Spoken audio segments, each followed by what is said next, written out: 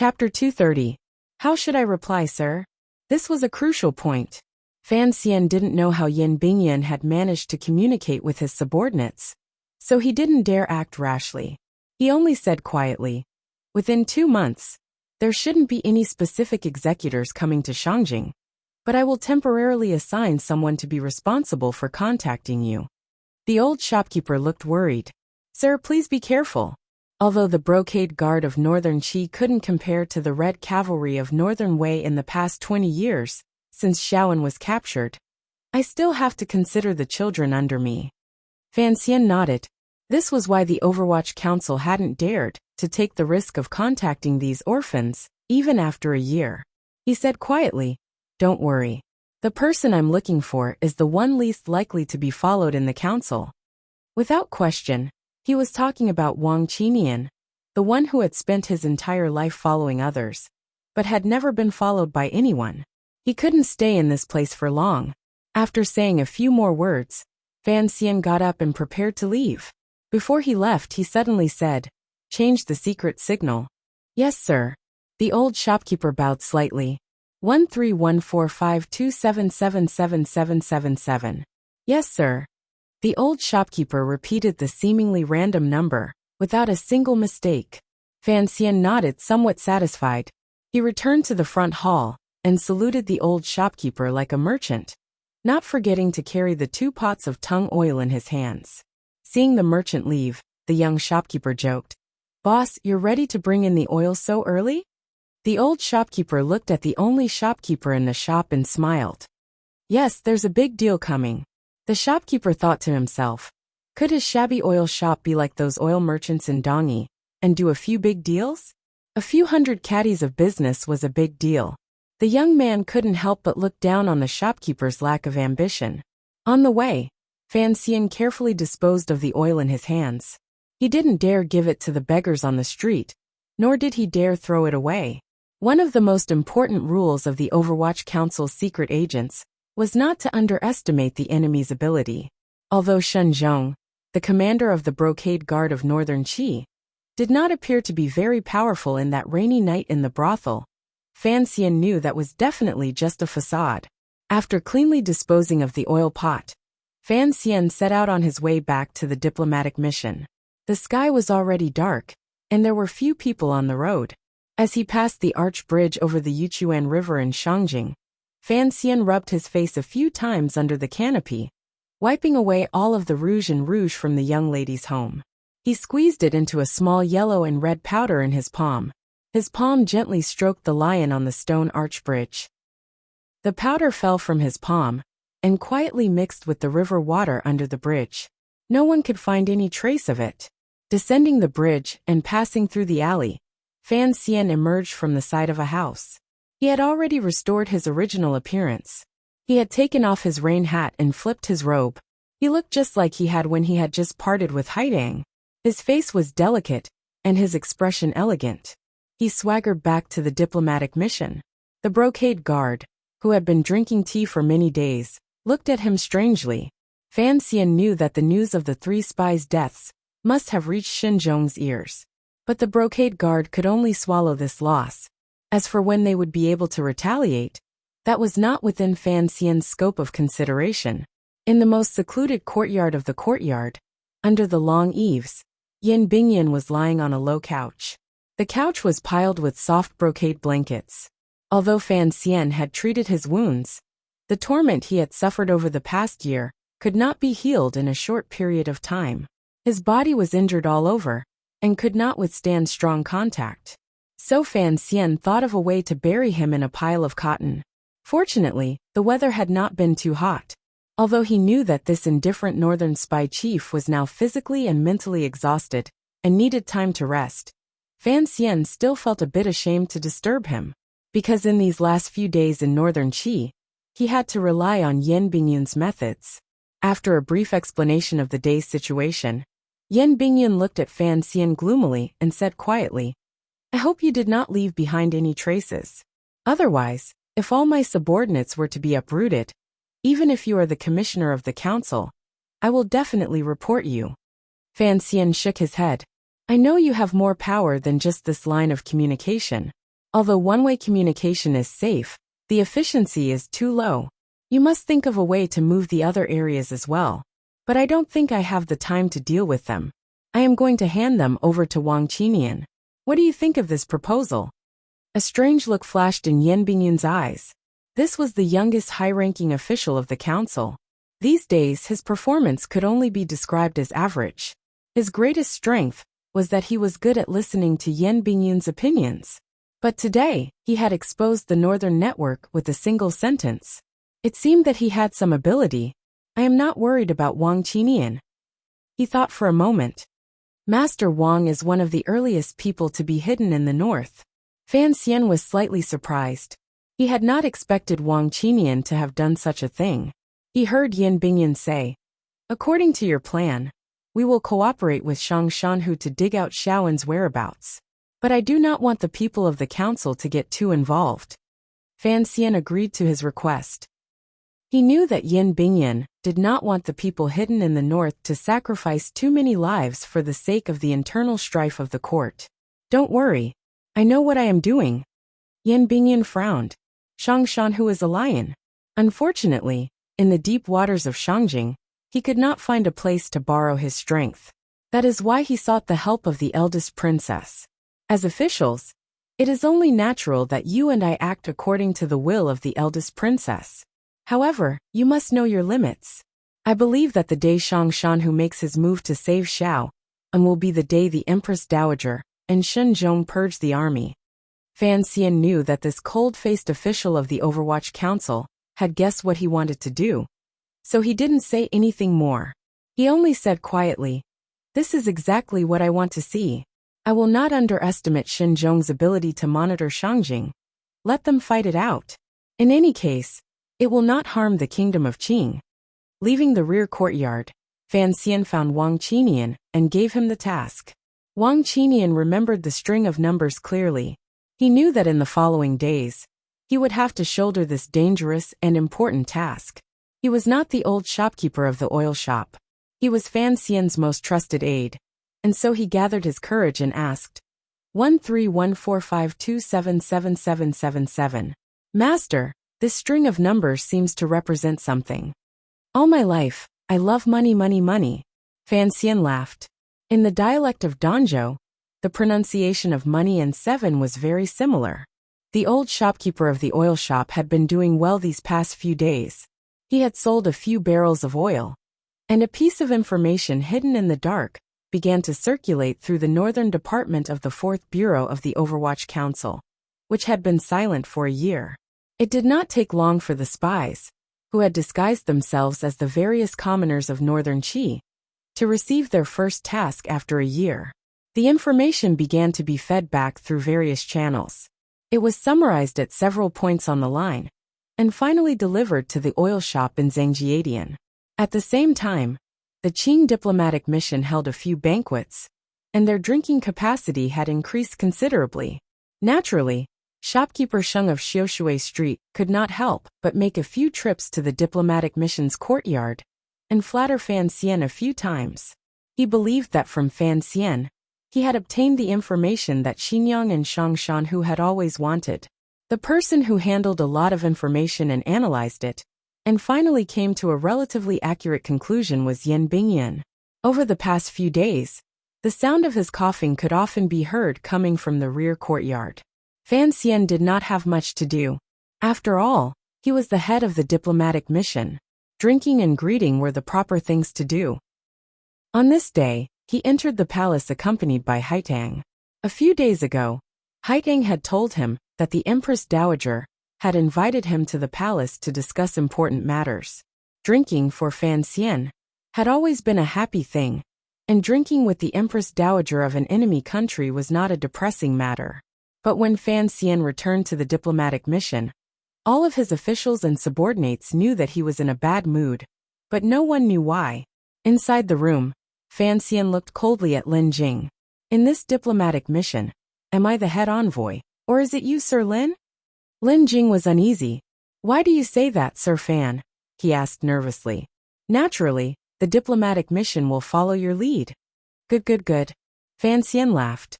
"Then tell me, Sir Lin, Why did the Empress Dowager say that the Princess of Northern Qi was going to be married to the great prince of our dynasty? What a big deal! Why was it that I did not know about this even after I left? You had already made all the arrangements for the princess marriage at the office of the Grand Herald and Taichung Temple. Only now did I know that I had to send off the bride on my way back. Lin Jing let out a sigh of relief. So that was what had happened. He laughed. Sir, he replied, please do not blame me and Sir Linwen. The diplomatic mission only passed on the Empress Dowager's handwritten letter to the Empress Dowager of Northern Qi. How could we, the officials, have known that it was two women who had decided on the marriage of their own children in the letter? When word of this came out of the palace, what could we say? We were supposed to inform you of this, sir, but you have been away from the diplomatic mission for a few days, so we were delayed. Lin Jing rolled his eyes. He knew that this young man was a little angry. He smiled and handed over a letter. The official letter will arrive soon.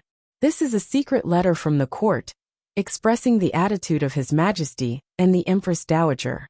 Of course, they are willing to carry out this marriage. In fact, there are two other happy events that I wish to congratulate you, Sir Fan. Chapter 231. Congratulations, my ass. Making a scene. Making a scene. As soon as Fan Xian thought of all the things that had happened, he was furious. He even learned Qin Pingping's catchphrase and laughed. Those old women eat too much pickled vegetables and worry too much. Aren't they afraid that they'll tire us runners to death? Lin Wen was startled. What a disgraceful thing to say. He hurriedly explained. The affairs of the court have their own rules. But the affairs of the palace have their own channels. You don't need to worry too much, sir. Fan Xian nodded. Although this marriage seemed a bit ridiculous, seeing how anxious the two courts were. It was a situation that everyone wanted to see. But Southern Qing and Northern Qi were known as the two most powerful countries in the world. If these two countries were to unite by marriage, the emperors of the small countries hiding far away would probably not be happy. Of course, the biggest headache would be the city of Dongyi, which was guarded by Sigajian's sword. Oh right. You said I have something to celebrate? Fan Xian frowned. He didn't know what the great prince's marriage, which was scheduled to return to the capital in early autumn, had to do with him. Lin Jing and Lin Wen looked at each other and laughed. Sir, you'll know when you read the letter from the court. According to custom, when the court sent a letter, if the head envoy was not present, Lin Jing, as the deputy envoy, had the authority to open it first. Go ahead. Fan Xian rubbed the space between his brows. He didn't know where this feeling came from, but it was getting stronger and stronger. Yes. Lin Jing responded with a smile. After the great prince's marriage is set, so is the second prince's. His Majesty has decreed that the second prince's marriage to Yi Linger, the daughter of the Yi family of the Jingdo garrison, is set for next spring. Fan Xian was a little surprised. He grunted and felt a strange feeling in his heart. The girl who had called him teacher by the lake was also going to be married? He had seen the second prince before, and knew that the second prince was well-read, but had a restless heart. Hearing that Yi Linger was going to marry the second prince, he couldn't help but worry for her. At the same time, he wondered what the emperor wanted to do. This marriage would clearly tie the Yi family, which guarded the capital, to the second prince. Did the emperor really want to change the heir? Fan Xian's heart jumped, but his expression was unusually calm. He tilted his head slightly and said, What does this have to do with me? Lin Wen said with a flattering smile, Congratulations, Master Fan. Congratulations, Master Fan. His Majesty also mentioned in his edict that the young lady of your manor is virtuous, and that she has been granted marriage to Li Hongqing, Crown Prince of King Jing, young miss of your noble family. Fan Xian was a little confused and felt a little stupid. Which manor was this? It took him a while to react. Could it be Roro? Sister Roro was going to marry Li Hongqing? No. To everyone's surprise, Fan Xian suddenly stood up and waved his sleeve. The officials next to him had their mouths wide open. They didn't know why Fan Xian would have such a strong reaction after hearing about his sister's marriage. Everyone congratulated Fan Xian. His congratulations came from the bottom of his heart. Count Sinan was the Minister of Appointments, and was in charge of the Qing kingdom's finances. Fan Xian was the commissioner of the Overwatch Council, and His Majesty had arranged for him to marry the daughter of the former prime minister. That young lady also had a noble identity that everyone knew, but did not dare mention. Now, even the young lady of the Fan family had been betrothed to Crown Prince Li Hongcheng. There was no one else in the court who was so favored by the emperor. Fan Xian's reaction was no. Fan Xian lost his composure for a moment. Out of the corner of his eye, he saw the stunned expressions on everyone's faces. His mind was a mess, but he quickly came to his senses and laughed. That won't do. Li Hongqing visits brothels every day. If he doesn't spend a few hundred jars of fine wine with me, my brother-in-law, I won't let my sister marry him. He hit it well. The officials all knew that the Fan family was on good terms with King Jing's family, and that he was good friends with Crown Prince Jing. His words were indeed a joke. The officials all laughed. They said that Fan Xian was humorous, and that when they returned to the capital, they would visit him at his manor. Some even said that they would go with Fan Xian to find Crown Prince Jing and extort some fine wine. Fan Xian's eyebrows danced as he happily chatted with the officials.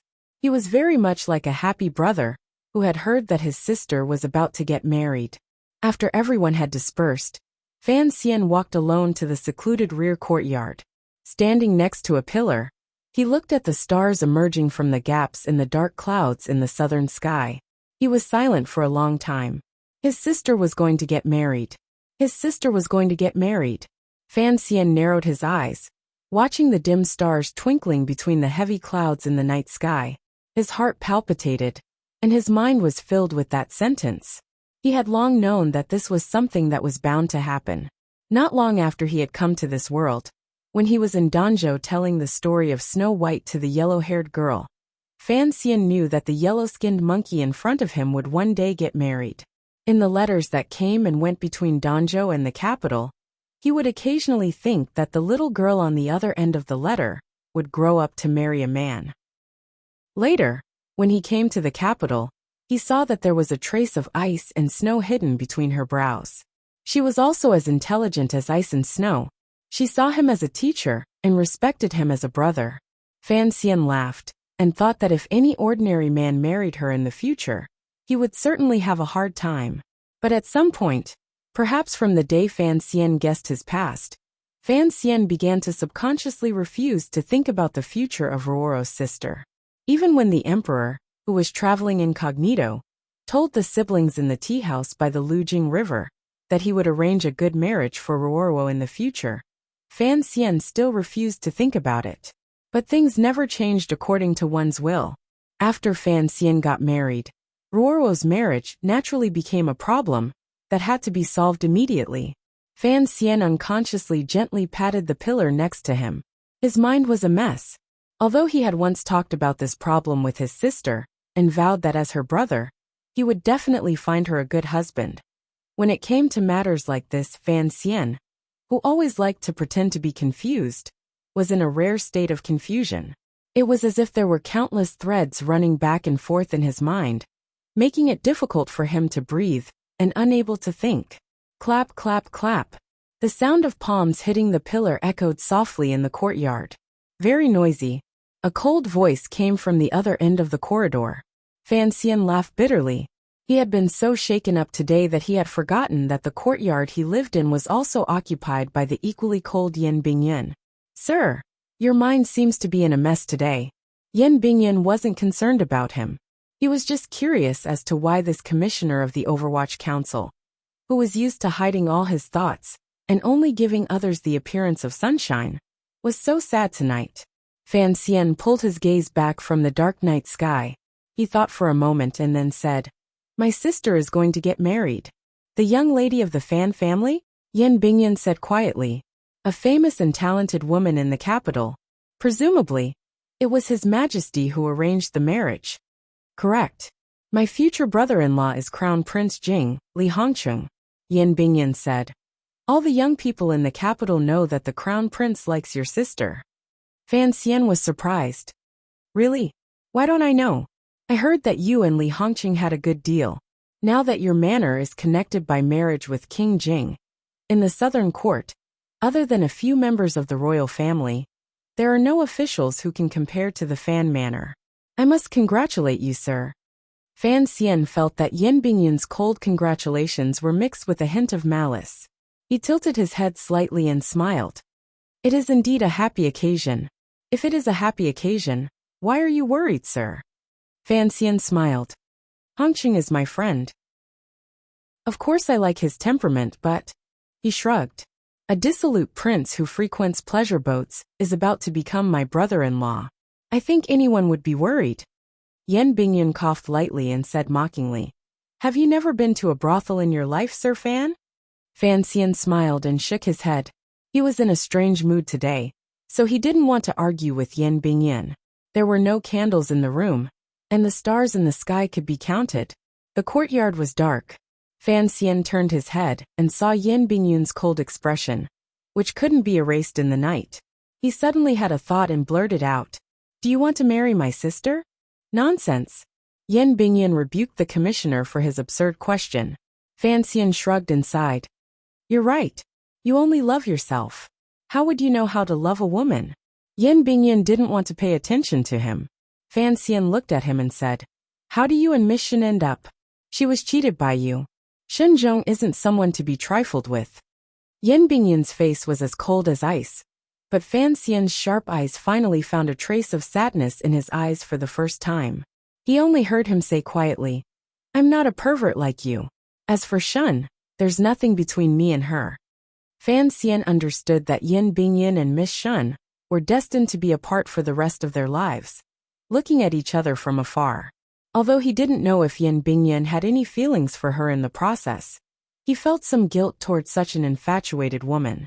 His thoughts turned back to Ruoro's marriage, and a faint worry floated up in his heart. Actually, everyone was right. His sister marrying Li Hongqing was better than marrying one of the princes. Fan Xian should be happy, but he couldn't be happy. Actually, in his heart, even he didn't know what he was thinking. Perhaps it was only some details, some initial reactions, such as standing up in front of him, and the sad clapping of his hands afterwards, that revealed the deepest desires in Fan Xian's heart that he didn't even realize he had. He said to Yen Bingyun in the corridor, Miss Shen naturally can't marry you, but if, and I'm saying if there was such a possibility, what would you do? I never think of the impossible, Yen Bingyun replied coldly. Fan Xian smiled and left the long corridor. Yen Bingyun watched his lonely figure disappear into the darkness and fell into deep thought. Chapter 232. 3 marriages, just 3 small interludes that seemed to be the case. No one knew of Fan Xian's troubles. Whenever he thought of that faint possibility, Fan Xian felt a chill run through his body, and he didn't know what to say. Far away in a foreign country, Wu Zhu, the only person who had no taboos, seemed to have disappeared. There was no one he could talk to about this. There was nothing that couldn't be said to others, but this couldn't be said to others. In the eyes of others, Fan Xian seemed to be very happy, and had already begun to make arrangements for the diplomatic mission's return to the capital. The officials thought that Fan Xian was rushing back to the capital to prepare for his sister's marriage, and at the same time, wanted to seize the opportunity to benefit from the court's arrangements after the marriage. No one knew that under Fan Xian's calm, even joyful appearance, he had long since shaken off the shock of the time, and had begun to act according to the plan he had devised long ago, step by step. Yen Bingyun's words helped Fan Xian to a certain extent. Fan Xian thought that Sir Yen was right to a certain extent. What was the point of thinking so much about something that was impossible? But at the same time, he told himself that if Ruoro was willing to marry, as her brother, he would make sure her marriage was glorious, happy and blessed. Even if Li Hongqing was involved in the second prince's struggle for the throne, for Ruoro's sake, he would ensure the peace of King Jing's manor. Of course, if Ruoro did not want to marry, then it would be a completely different story.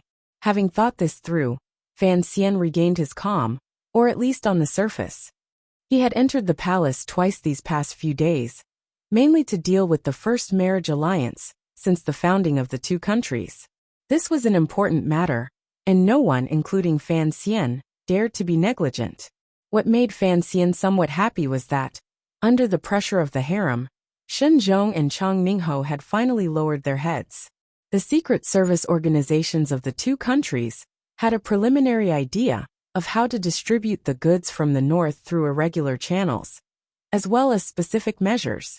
In this plan, Fan Xian, as an important figure in both the Overwatch Council and the Palace Treasury, would naturally reap the most benefits. In reality, what Fan Xian was happy about was not the matter itself. Although his plans in the future would require financial support, the gains from smuggling were not as great as Fan Xian's plans. What truly made him happy was that, since he was going to make changes to the channel, then the output of goods from Xinjiang would certainly be reduced, and the income would certainly be reduced. The eldest princess' power would presumably be weakened.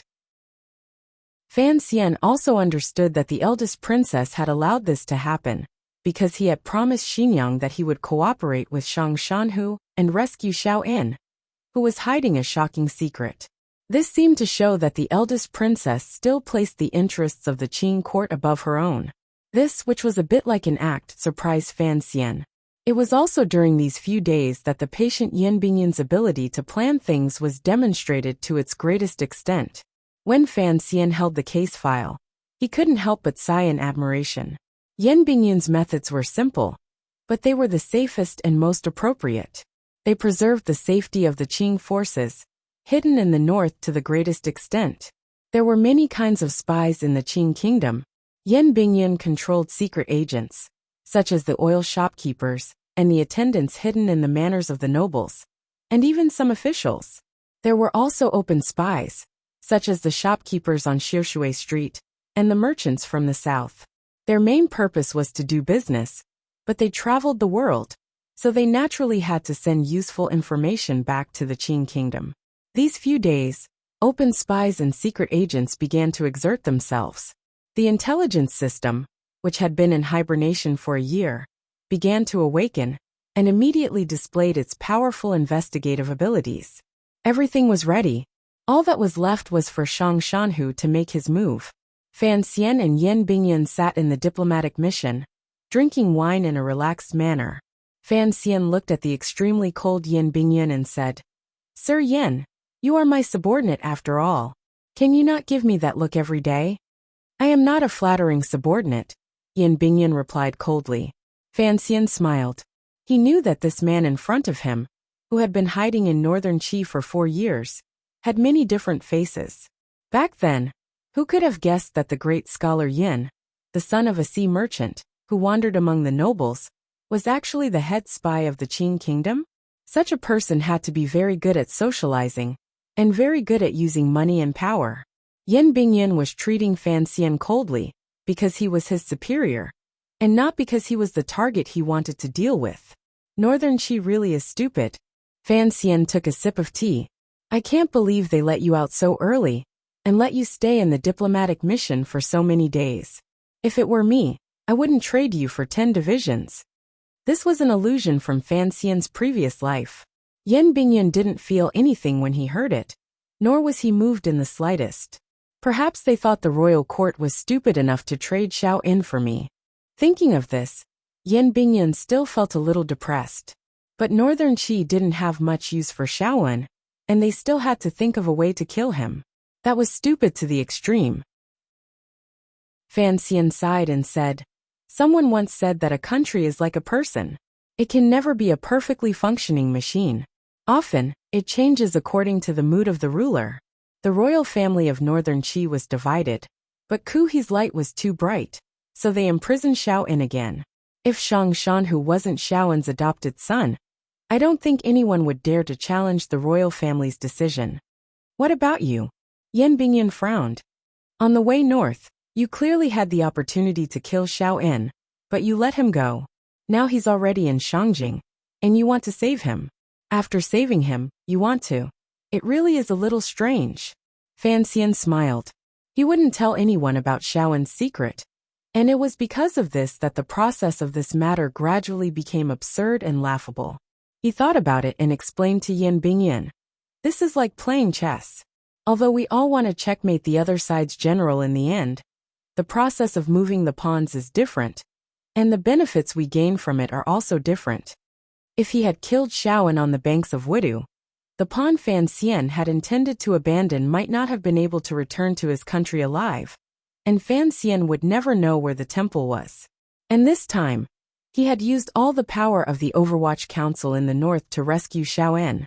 Fan Xian only wanted to set up a common chessboard game, hoping that after so many twists and turns, he could gain something that even Chen Pingping couldn't. If Shaoan doesn't escape from prison, the brocade guard won't be easy to kill. After all, Shang Shanhu's reputation in the Northern Qi military is very high. Shaoan, that old devil. What a pitiful life. A voice sighed. He's old, and no longer the same as he was. I don't recommend you do it yourself. Yan Bingyan looked at him coldly. If Ku He really does put down his pride and make a move, how will you survive? Fan Xian was silent. He didn't dare let anyone else hear Shaoan's secret, so he had to take the risk himself. He slowly tapped the tea table, closing his eyes and imagining himself as a chess player, moving the chessboard clumsily and inexperienced. On both sides of the chessboard were, of course, experienced and far-sighted people. Ku He and the eldest princess, the Empress Dowager and Shang Shanhu. Compared to these people, Fan Xian was nothing. But Wan Tong had no other ability, but he had the courage to flip the chessboard. All the routine work was done. The diplomatic mission, and the Northern Qi court breathed a sigh of relief, and began to feast to their heart's content. Fan Xian was no exception. In the peaceful capital, the only strange thing was that along the banks of Yuchuan River, there had been a number of strange murders. Along with these murders, there had been particularly frightening cases of arson. For a few days, the flames reflected a red glow on the river that the people of Northern Qi loved. Fan Xian knew very well what was hidden behind these murders. When the intelligence agents of the Kingdom of Qing, who had hibernated for a whole year, began to move, the provost of the brocade guard, Shen Zhong, must have smelled something amiss.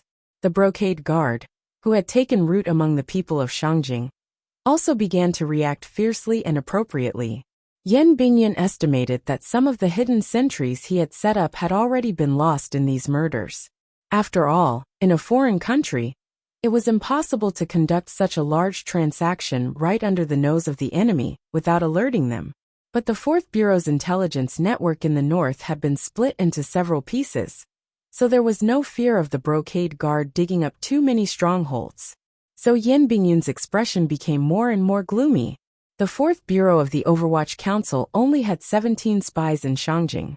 And now, for the sake of the eldest princess and Shaoan, they had paid such a heavy price. He could not help but be angry.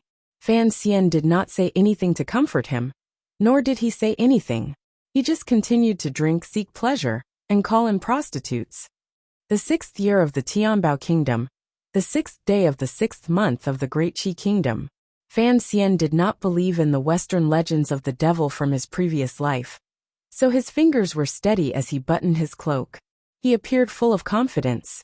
He carefully sorted out his weapons and medicines. Some were in his belt, some were in his undergarments. Tied to his left forearm was a hidden crossbow that could fire 3 bolts at the same time. The 3rd Bureau of the Overwatch Council's secret smoking powder was in a bag about the size of a knuckle on his right wrist. Fan Xian looked at the metal box on the table, which was illuminated by the dim light, and narrowed his eyes. After the box was opened, there were 3 pills, red, blue, and white. They looked strange, and always made people think of some very strange things. The red pill was not small, but the smell of medicine had faded. It was impossible to tell what it was made of.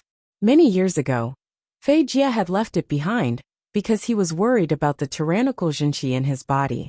Fan Xian thought for a moment, then hid the large longan-like pill in his belt. Looking at the remaining pills, Fan Xian laughed bitterly. He overturned his original idea, and put them all away. He might run into that great grandmaster, so it was better to have more life-saving items. Chapter 233. After hiding the pill, Fan Xian twitched his nose. For some reason, his brain began to feel excited, and the powerful Jinqi in his body began to circulate rapidly along his wide meridians. It was as if every pore on his body had opened up, greedily absorbing the yuanqi that might or might not have existed between heaven and earth. The faint smell of ephedra excited Fan Xian. From the table, he took down the tiger guard long knife, which had been modified beyond recognition. He weighed its weight in his hand and carefully used a cloth belt to tie the knife to his back, maintaining the most convenient angle for him to draw the knife. As for the slender black dagger on his leg, it seemed to have become a part of him over the years, and he did not need to pay special attention to it. With a creak, the door was pushed open. Wang Qinian walked in, bowed to Fan Xian, and whispered something in his ear. Fan Xian nodded and glanced at the remaining chores on the table, indicating for him to start. Wang Qinian smiled awkwardly. "My skills are much worse than yours, sir." Fan Xian scolded him. "You have never seen me with makeup on. How do you know your skills are worse than mine? You were a wanted thief in many countries back in the day. Did you not know how to disguise yourself? Wasn't the person sitting next to you personally dressed up?" Wang Qinian lightly flattered him. "Have that skill. Others may not know, but in my eyes, you are an immortal from heaven. You're talking nonsense." Fan Xian sat down on a stool and smiled.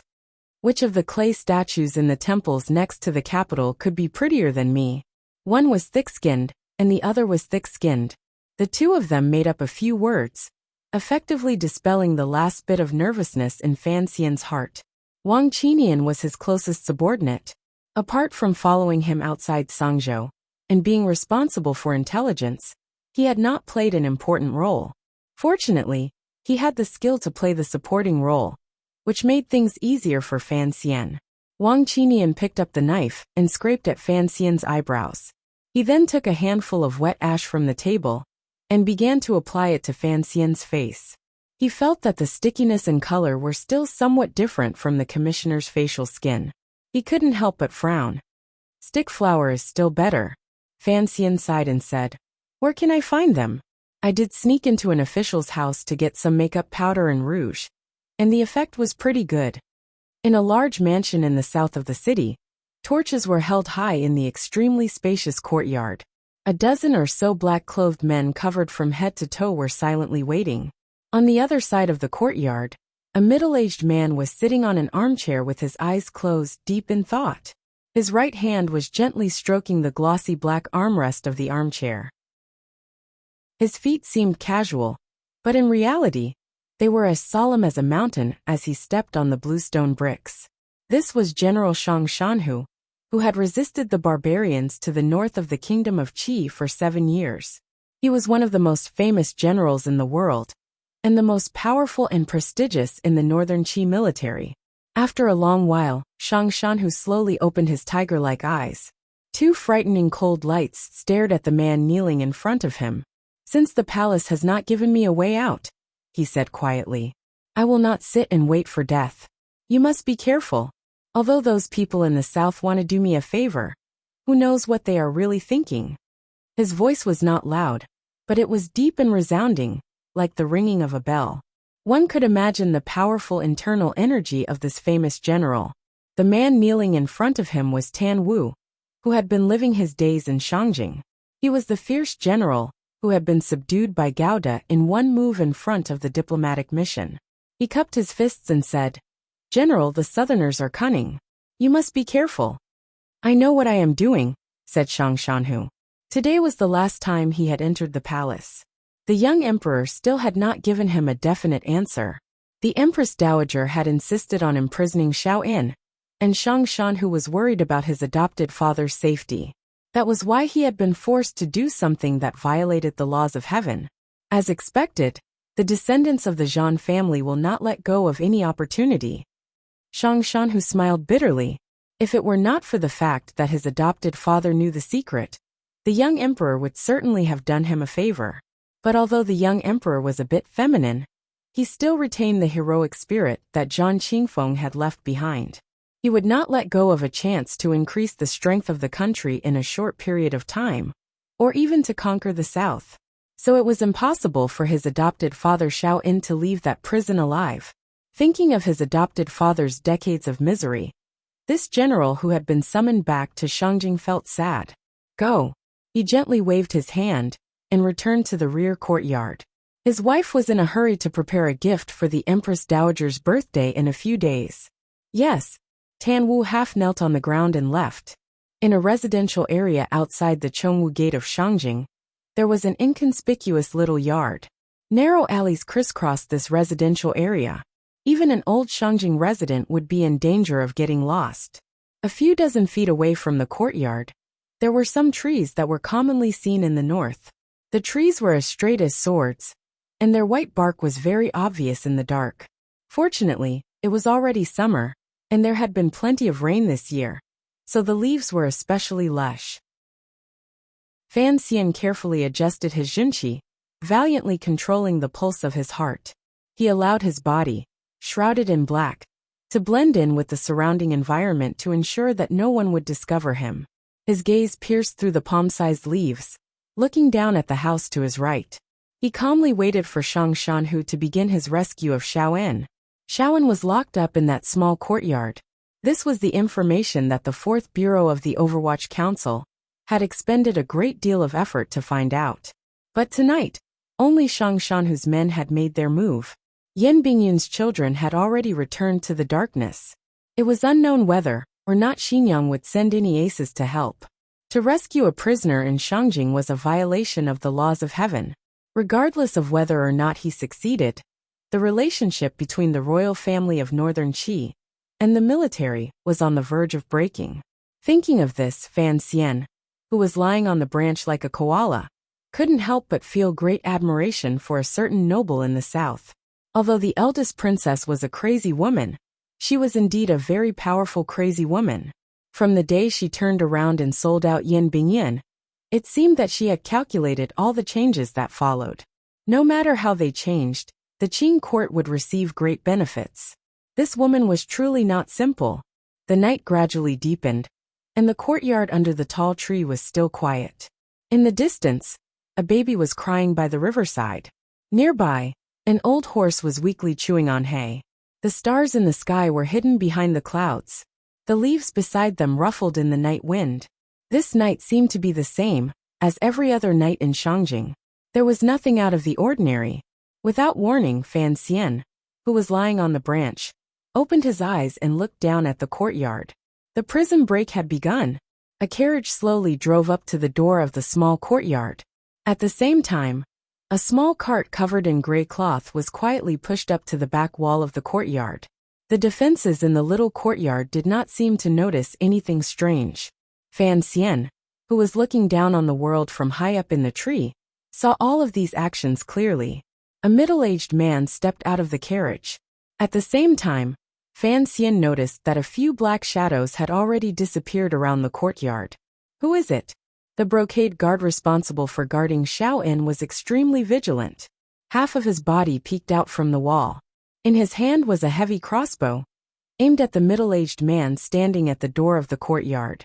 The middle-aged man was Tan Wu, whom Fan Xian had met once before.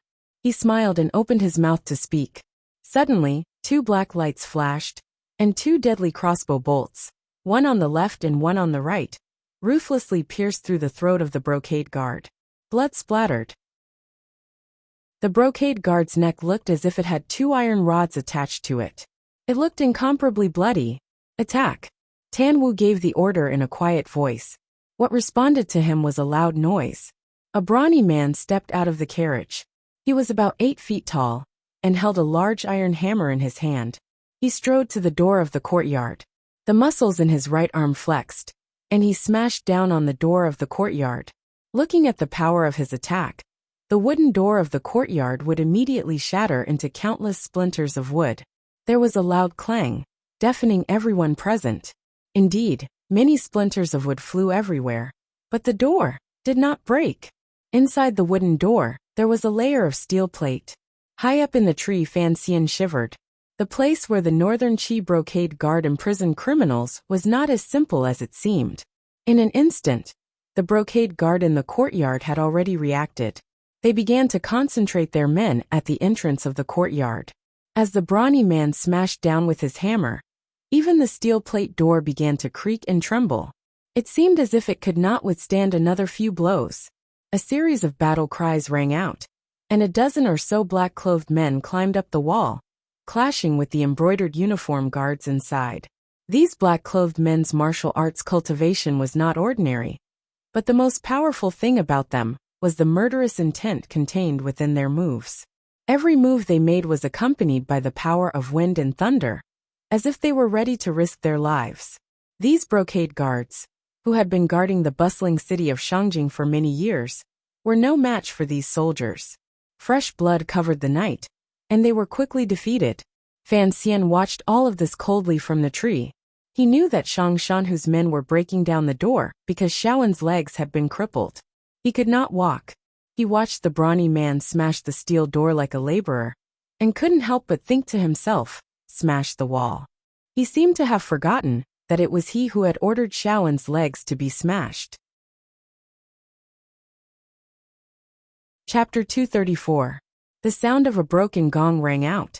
The steel plate that had been sandwiched in between the wooden planks had finally been smashed by the burly man. No one cheered. Not even the brocade guards in the courtyard cried out in alarm. The courtyard door fell with a creak, and the brocade guards, who had been prepared for this, shot through the air with their thin crossbows. It was extremely dangerous. The burly man's right arm had long since become numb from the dozen or so strikes, and the junqi in his body had been completely used up. Seeing the crossbow bolts flying towards him, he had no extra energy to react. There were countless chi-chi sounds as the crossbow bolts all pierced into his broad body.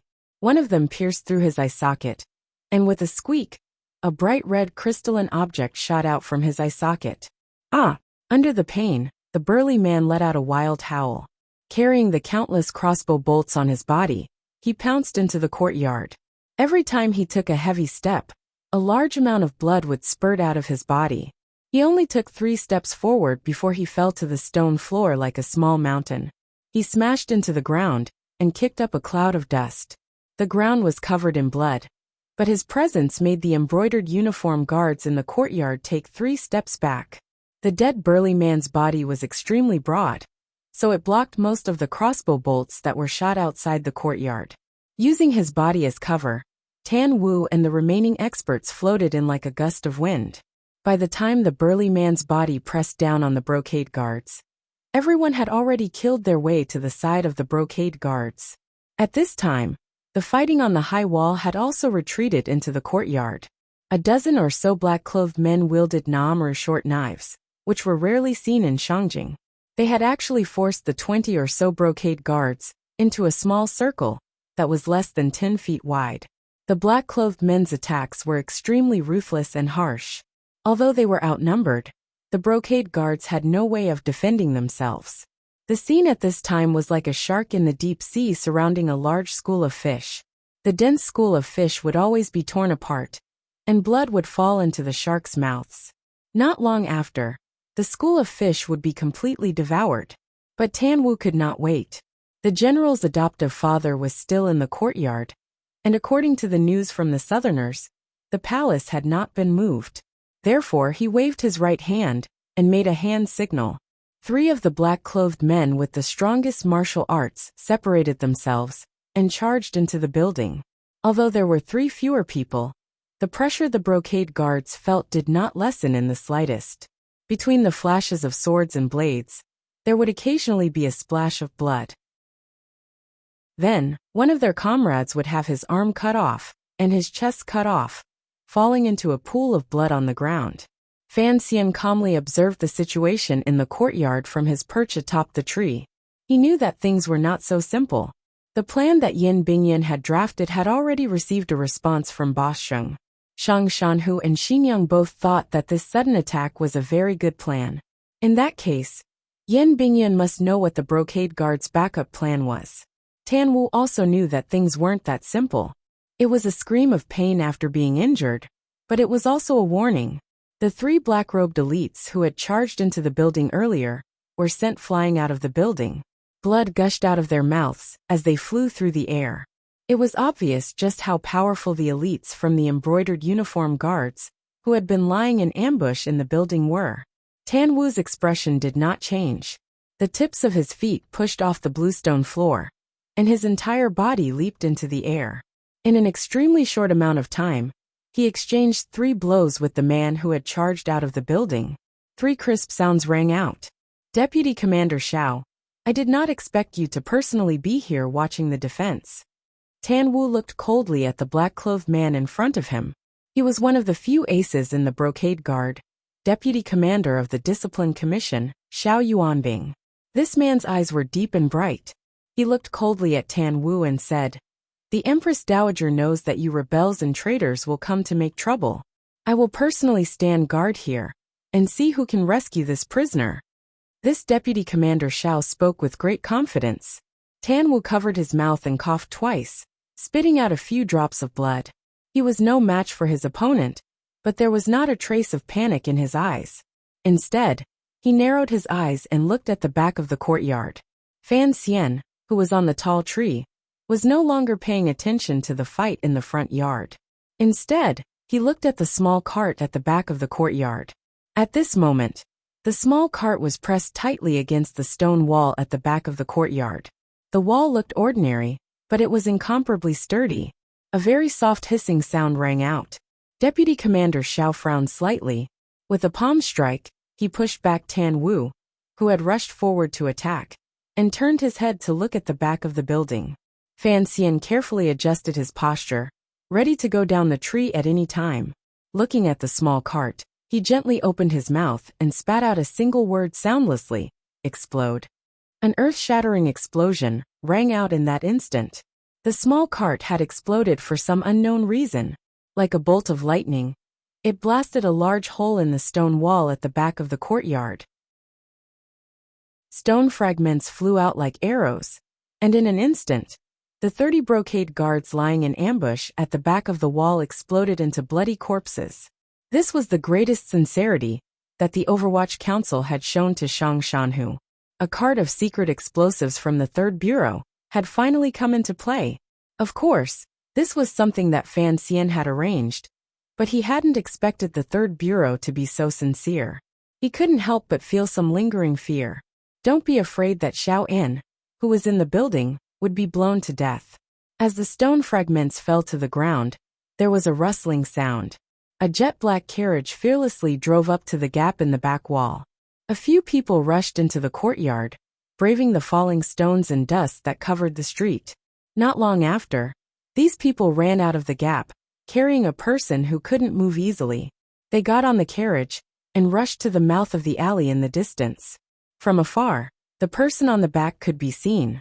His hair was white and unkempt. It was Xiaoen. But strangely, Fan Xian slightly narrowed his eyes, but didn't go down the tree to follow.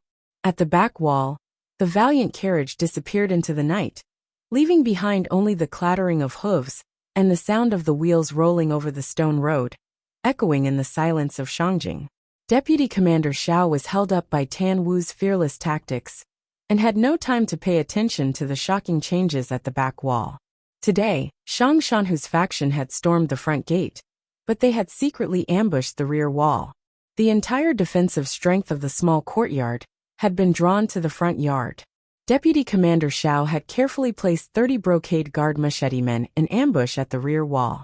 But no one expected that after that loud bang, the expected sounds of fighting did not ring out as they had expected.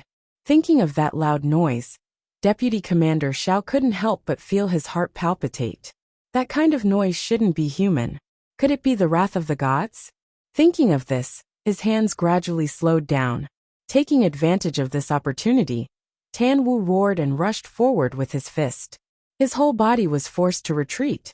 After paying the price of the lives of a few of his subordinates, the remaining 8 or 9 men in black had already killed their way out of the courtyard, ready to disappear into the night. Ta ta ta ta.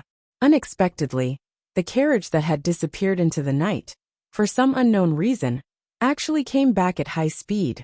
Tan Wu was shocked and led a group of men in black back.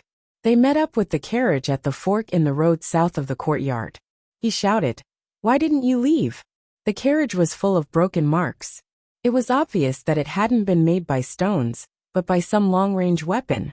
The good soldier sitting in the driver's seat had a look of despair on his face. He said in a hoarse voice, "General, we've been ambushed." After saying this, the man released his left hand from the terrible wound on his chest. His head tilted, and he fell to his seat, unable to get up again. The horse pulling the carriage was lucky enough to not be injured, but it seemed to sense the death of its master, and kicked its hind legs uneasily. The slow clatter of the horse's hooves rang out again, as if to echo the lonely sound of the horse's hooves. The clatter of the close-knit alleys around the courtyard began to ring out. The sound grew closer and closer, more and more frequent. In the pitch-black night, the stars in the sky seemed to be startled, and scattered down a bit of light, allowing everyone to clearly see where the sound of the horse's hooves was coming from. Countless brocade guards silently surged out of the alleys from all directions, and among them were soldiers from the Shangjing government. The sound of the horse's hooves rang out, and the solemn ambushers surrounded the lonely carriage, and the 9 men in black next to it. Wherever their spears pointed, there wasn't a gap to escape. Capture them. The brocade guards parted. The provost of the Discipline Commission of the Brocade Guard, Shen Zhong, smiled and said, "General Shangshan, who has given me this opportunity. Many thanks, many thanks." Failing to rescue the prisoners, Shen Zhong had finally found a chance to bring down Shangshanhu. Given the current situation, he could not help but be happy. There was no despair on Tan Wu's face, nor was there shock. There was only incomparable anger and resentment. In the plan to rescue the prisoners tonight, he had already thought about what would happen if they failed. As one of Shangshanhu's personal soldiers, he had no thoughts of cherishing his life. But Tan Wu was still very angry. In the plan, he knew that Shen Zhong might have an ambush, and his side had already prepared for it. For example, the residential buildings in the direction of the carriage should have been on fire by now, but it was still quiet. For example, the alleys where the brocade guards were lying in ambush should have been chaotic, but today there was not a single movement. Fan Xian was mixed in with the tree branches, calmly watching the situation in the distance. He looked at Tan Wu, who was as angry as a wounded eagle, without a trace of expression. In the plan, Shangshanhu's side would be the main attack, and the task of covering the retreat should have been carried out by the spies from Xinyang and the Overwatch Council in Shangjing. But the eldest princess did not move, Yin Bingyan did not move, and Fan Xian did not move either. Compared to Shangshanhu's northern soldiers, the Qing people, without a doubt, were quite consistent in their sinister and tacit understanding. Chapter 235. In the autumn of the 5th year of Tianbao, the young emperor promised Shangshanhu in a secret letter, "I will bring Xiaoan back to the empire." So Shangshanhu abandoned the northern stronghold he had run for decades, and returned to Shangjing with only Tan Wu and his bodyguards. He believed that the emperor never went back on his word. Xiaoan returned to the empire, but the emperor refused to release him, because he wanted to know Xiaoan's secret. At the same time, the Empress Dowager wanted Xiaoan dead, because He did not want Xiaoan's secret to be known by anyone. Because the brocade guard kept a close eye on him, Shangshanhu did not have any powerful allies in the capital. But because of his reputation in the army, both the Empress Dowager and the emperor had to give him face, and did not dare to push him too far. This was a situation that the northern Qi royal palace did not want to see. So if they could find an opportunity to weaken Shangshanhu's power or reputation, they had to seize it. Like today, Shen Zhong looked at Tan Wu beside the carriage. He knew that after this incident, even if he could not convict Shangshanhu, as long as he captured Shangshanhu, his former personal guard, he believed that Shangshanhu's reputation in the military would suffer a fatal blow. Colluding with the Qing kingdom was a crime that no soldier could bear. At that moment, Tan Wu tilted his head and opened his mouth to curse. "Damn the Qing kingdom." Shen Zhong smiled. "I heard that loud noise earlier. Aside from the 3rd Bureau of the Qing Kingdom's Overwatch Council, who else could come up with something like this? The Qing kingdom helped General Tan break out of prison. This matter is settled." Unexpectedly, Tan Wu completely ignored him. He only turned his head to look at the 9 subordinates behind him. He had personally trained the commander's personal guards, and many of them had already died tonight. If it weren't for the Qing people's treachery, he would certainly have been able to lead them out of here alive. He turned his head to look at Xinzhong, and suddenly bowed. Master Xinzhong, please pass on a message. What message? Xinzhong did not press the issue, because he still held the hope that he could capture him alive. The one who killed me is Fan Xian. Tan Wu was the commander's confidant, so he naturally knew who was involved in the plan. Fan Xian was the commissioner of the Overwatch Council, and happened to be in Shangjing, so his role in it was obvious. The name Fan Xian came out of his mouth, filled with resentment and hatred. It was clearly transmitted into the ears of the hundreds of people present. Up in the tree, Fan Xian's face was calm, as if he hadn't heard anything. He knew that Shang Shanhu would eventually realize that he had played a dishonorable role in all of this. What's more, Tan Wu had roared before he died. As soon as he finished speaking, Tan Wu flipped his wrist, and a snow-white saber light slashed upwards, slicing off his own cheek. The saber light turned again and slashed across his neck. His head fell to the ground. Immediately after, 9 swishing sounds rang out at the same time. 9 heads were washed away from the black-robed man's body by the blood, rolling onto the ground. They rolled together with Tan Wu's glaring, bloodied, and incomparably miserable faceless head. Strangely, Xinzhong did not stop them from committing suicide. He only watched coldly. After a while he said softly, "These were all brave warriors of the nation. It is a pity that they were killed by the Qing people. Everyone give them a proper burial." As Tan Wu killed himself, Fan Xian's heart trembled slightly. With his exceptional hearing, he heard Xinzhong's words. Only then did he realize that Xinzhong was not a simple man. All of the people who had tried to break out of the prison were dead. Only the lonely carriage remained, surrounded by the brocade guard. Everyone knew that the ancestor of the brocade guard, Xiaoan, was in the carriage. He was no longer as brave as he was in the past. Without any warning, the carriage suddenly burst into flames. It was unknown what was attached to it. The fire was so strong that it enveloped the entire carriage in a moment. The horses in front were startled, but they could not make a sound. They continued to charge forward with the carriage in their mouths. There was a flash of saber light, and 2 horses fell to the ground with a thud. Their heads were bleeding profusely. Xinzhong looked coldly at the burning carriage. No one knew what he was thinking. Deputy Commander Xiao looked at Fan Xian and said anxiously, "Sir, quickly put out the fire. His Majesty wants Xiaoan alive." Xinzhong smiled and waved his hand, stopping his subordinates from putting out the fire. He motioned for Deputy Commander Xiao to come in front of him. "But the Empress Dowager wants Xiaoan dead," he said quietly. Deputy Commander Zhao's expression froze. He knew that what he had said earlier was a bit impulsive. He then noticed that a strange feeling had appeared in the corners of Xinzhong's eyes. He heard Fan Xian quietly say to himself, "After being locked up for so many years, since I can't escape, death may not be a bad choice." The flames soared into the sky. In a short while, the carriage had been burnt to a crisp and fell into the street. Black ash rose, and the heat was suffocating. As soon as the fire stopped, a brocade guard coroner stepped forward and began to carefully examine the corpse in the carriage. Not long after, he reported, "It is indeed Xiaoan." Xinzhong nodded. "The leg injury is new?" "Yes. The injury was not more than 2 months old." "Tooth? It is the same as what was recorded at Wudu. There are 3 missing teeth." Xinzhong's expression was a bit strange, as if he could not believe that Xiaoan had died. It was as if he did not know how to express his feelings. In short, his smile was a bit strange, and a bit indifferent. In the southern part of the city, in the residence of General Shang Shanhu, a famous general was talking to his wife. There was a list of gifts on the tea table next to them. Sounds of conversation could be faintly heard in the courtyard. His wife looked worried. "Master, it is the Empress Dowager's birthday. You cannot leave the capital for a few days.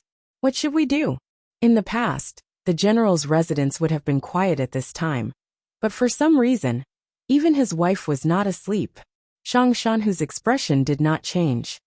"Of course I cannot leave," he said in a low voice. "Then the birthday gift." The wife lowered her head and asked for instructions. "Of course I cannot prepare it. Madam, you should prepare your luggage." As they spoke, a stocky man suddenly strode into the back hall. The wife recognized this man as the marshal's personal attendant. But it was already early in the morning, and he had entered without an invitation. She thought that her inauspicious guess had come true. She looked at Shang Shanhu in a panic and said in a trembling voice, "You really did it?" Shang Shanhu was not angry, but his black silkworm eyebrows gradually became sharp as swords. In a low voice he said, "I am loyal to the court, but if there is something I cannot do, you must allow me to be impudent." The wife did not say anything more. She only silently retreated to the back room, no longer in the mood to take care of the Empress Dowager's birthday gift. "Marshal, there are more spies outside the residence." Only those who were closest to Shang Shanhu would stubbornly address him as commander, instead of great general. The personal attendant who spoke had no surname. He was an orphan who had been picked up by Shang Shanhu from the snowy forest, and raised to this age. He was given the surname Shang Shanhu, and his name was a single character, P. His relationship with Shang Shanhu was similar to the relationship between Shang Shanhu and Xiao En, except that he respected Shang Shanhu more than he respected him. "Wait for the news." Shang Shanhu sat calmly in his chair. His face was calm, and not a trace of nervousness could be seen. Shang Shampa accepted the order, and left to monitor the movements outside the courtyard. At the same time, he prepared the follow-up measures. After a long time, Shang Shampa once again returned to the back room. He half knelt on the ground and said in a low voice, "It has failed." His voice did not tremble in the slightest, but for some reason, it was impossible to conceal the sorrow that seeped through. Shang Shanhu's right hand, which was resting on the armrest of the chair, paused. He closed his eyes with great force, and the wrinkles at the corners of his eyes bloomed like chrysanthemums. It was only now that the true age of this famous general was revealed. He walked back to the back room and looked at his wife, who was sitting uneasily by the bed. He smiled and said, "It's already very late. Why aren't you asleep?" The general's wife smiled uneasily. "I can't sleep." Shang Shanhu smiled and said, "We won't leave the capital. Let's discuss the gift list for the Empress Dowager when we enter the palace in a few days." At this time, the sky was at its darkest before dawn. The messy courtyard below began to be cleaned up, and the 400 brocade guards who had surrounded the area also began to silently disperse according to their duties. The charred carriage, and the corpses on the ground, had also been taken over by the professionals of the Discipline Commission. In a short while, the area below had returned to peace. In the face of the powerful machinery of the empire, it was not impossible to cover up such an earth-shattering event. The injured brocade guards were still lying on the ground by the back wall. Occasionally, they would let out a few muffled cries of pain. The damage caused by the explosion had been severe. Most of them had died. Even those who had escaped were covered in dust and blood. At this moment, there were people carrying the injured brocade guards towards the yamen in the direction of the northern part of the city. The physicians were also nervously following behind them. The long line of stretchers looked like a thin centipede, twisting their waists as they moved forward. Fan Xian carefully crouched on a tree branch. He tightened his muscles, then relaxed them again. He repeated this process over and over again, so that his reflexes would not slow down if he stood still for too long. He looked at the injured people on the stretchers in the alley under the tree. He thought to himself, "If it weren't for the fact that I loved watching The Silence of the Lambs and Leon the Assassin, I'm afraid I would have let that old man escape." Chapter 236. The battlefield under the tree had quieted down. The brocade guard had used carriages to transport a lot of water from the Yuchuan River. With a tilt of the bucket, the clear water splashed onto the street. In a flash, the dust and blood on the ground were washed away, leaving only the wet, clean stone slabs. There were brocade guards keeping watch all around, and there were also related yamens conducting surveillance in the various houses, so there were no unusual movements around the T-shaped alley. The stone wall at the back of the courtyard was also beginning to be temporarily sealed up. In short, the Discipline Commission had to restore this area to its original state as quickly as possible. The palace did not want to bring up this matter at this time. After all, Tan Wu and the others had died a heroic death. It would be difficult to frame Shang Shanhu, And after all, they had to consider the military's attitude, so they were prepared to keep it under wraps for a while. The morning birds chirped. The brocade guards raised their heads and looked at the sky, which had not yet brightened. They thought to themselves that the birds had woken up early. Did they know what had happened here? Hiding under the tree, Fan Xian wiped away a drop of cold sweat from his forehead. He cursed the sleepless birds in his heart. He carefully hid his figure in the darkness before dawn, following the wounded brocade guards from a distance as they made their way north of the city. There were no pedestrians on the long street, and there was no rustling of street sweepers from his previous life. He leaped across the two-story buildings on the neighboring street, confident that no one would discover his tracks. The stretcher-bearers were already far away from the small courtyard and had entered another, but he didn't know if it was the Discipline Commission or the 13 yamens. The wounded were separated into different rooms, waiting for treatment. A few bloodied doctors hurried in and out. Fan Xian circled around to the back and waited behind a few bamboo baskets in the corner. Not long after, a few muffled grunts came from a side room. The sound was very soft, but it clearly reached his ears. After a few breaths, a person climbed down from the wall. His movements were slow, and after landing on the ground, he carefully tidied up his clothes and confirmed his identity token. Only then did he step forward and walk toward West Street. Fan Xian saw that the person was wearing the uniform of the brocade guards. Although the man wore his hat tightly, a few strands of white hair still flew out. As he slowly walked, the white hair trembled slightly, looking extremely miserable in the night wind. Watching the man walk further and further away, Fan Xian's eyes, which were not covered by his hat, shone with a cold light. He noticed that the way the man walked was a little strange, and knew that his old comrade's legs had not healed after he had broken them. He followed, and the two of them walked along the quiet street to the west. Although there were guards at every intersection, Shaoan was dressed in the uniform of the brocade guard, and he had killed people in the side rooms to steal their tokens. This allowed him to pass through several checkpoints without any mishaps.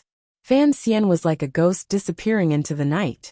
Following from a distance, he easily passed through a few trials. On the way, Shaoan took a break at an ordinary person's house. Behind them, on the roof of an ordinary house, Fan Xian also rested for a while. Then, the two of them stood up one after the other. Before the sky brightened, they crawled out of the net the embroidered uniform guards had woven and arrived at the western city gate. After the city gate was opened, the vegetable farmers who had been waiting outside for almost an hour each handed over the travel documents that had been prepared by the officials in the city and rushed in. And Shaoan also took advantage of this chaos to sneak out of the high city gate. After a while, the old man, who had survived a calamity, had already made his way with difficulty to the foot of Mount Yan, west of Shangjing, next to the disorderly forest. Fan Xian followed from afar, his extremely sharp eyes staring in the direction of the old comrade's advance. After a while, Shaoan emerged from the forest. He was dressed in tattered clothes, and the corners of his clothes were stained with the black soot of an old man in the village. He had gathered so much firewood from who knew where, and carried it on his back like a small mountain.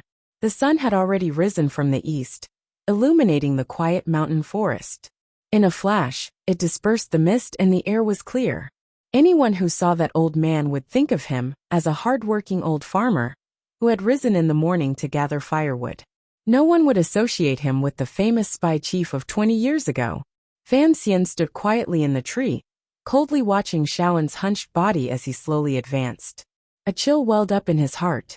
After all, Shaoan was old. Not only was his body not as good as it had been, but even his mind was a bit slow. Who would choose to come out to gather firewood at this time of the day? The real farmers would only enter the mountains at dusk to collect firewood. It was quiet outside the city, and it was also quiet inside the city. The spy of the embroidered uniform guard reported, "The Qing diplomatic mission is very quiet. It is said that Master Lin Wen arranged for 2 singers to accompany Envoy Fan yesterday. They didn't sleep much last night." "Are you sure Fan Xian is in the diplomatic mission?" Shun Zhong had already taken off his official robes and changed into his rich man's clothes.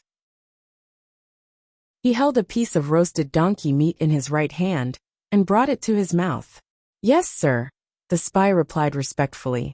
Some of our brothers know what Fan Xian looks like, and they have been watching from outside the courtyard. Shen Zhong was slightly taken aback.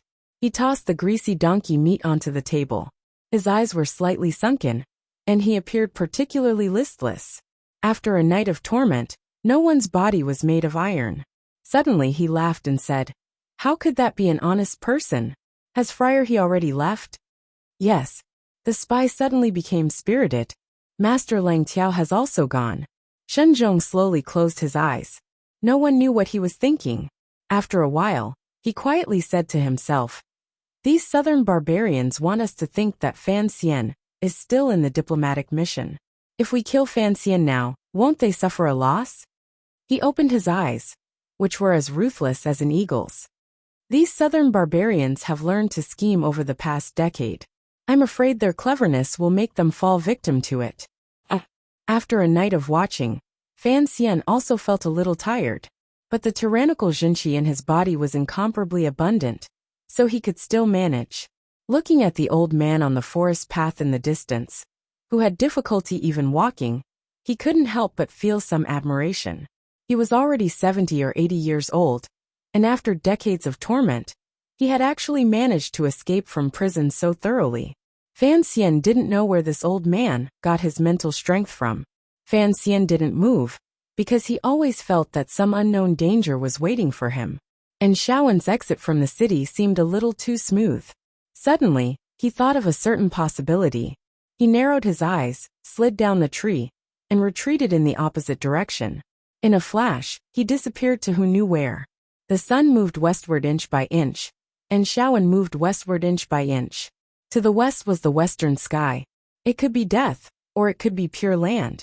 Naturally, the diplomatic mission and Xingyang wouldn't report all their plans to Shang Shanhu. And Shaowen also had other plans. The mountain path went up and up, until it came to an end. On the edge of a cliff was a hill overgrown with shallow grass. To the left was a stone road that led to the Shangjing army's horse camp. This was where Shang Shanhu and Shaowen had agreed to meet up.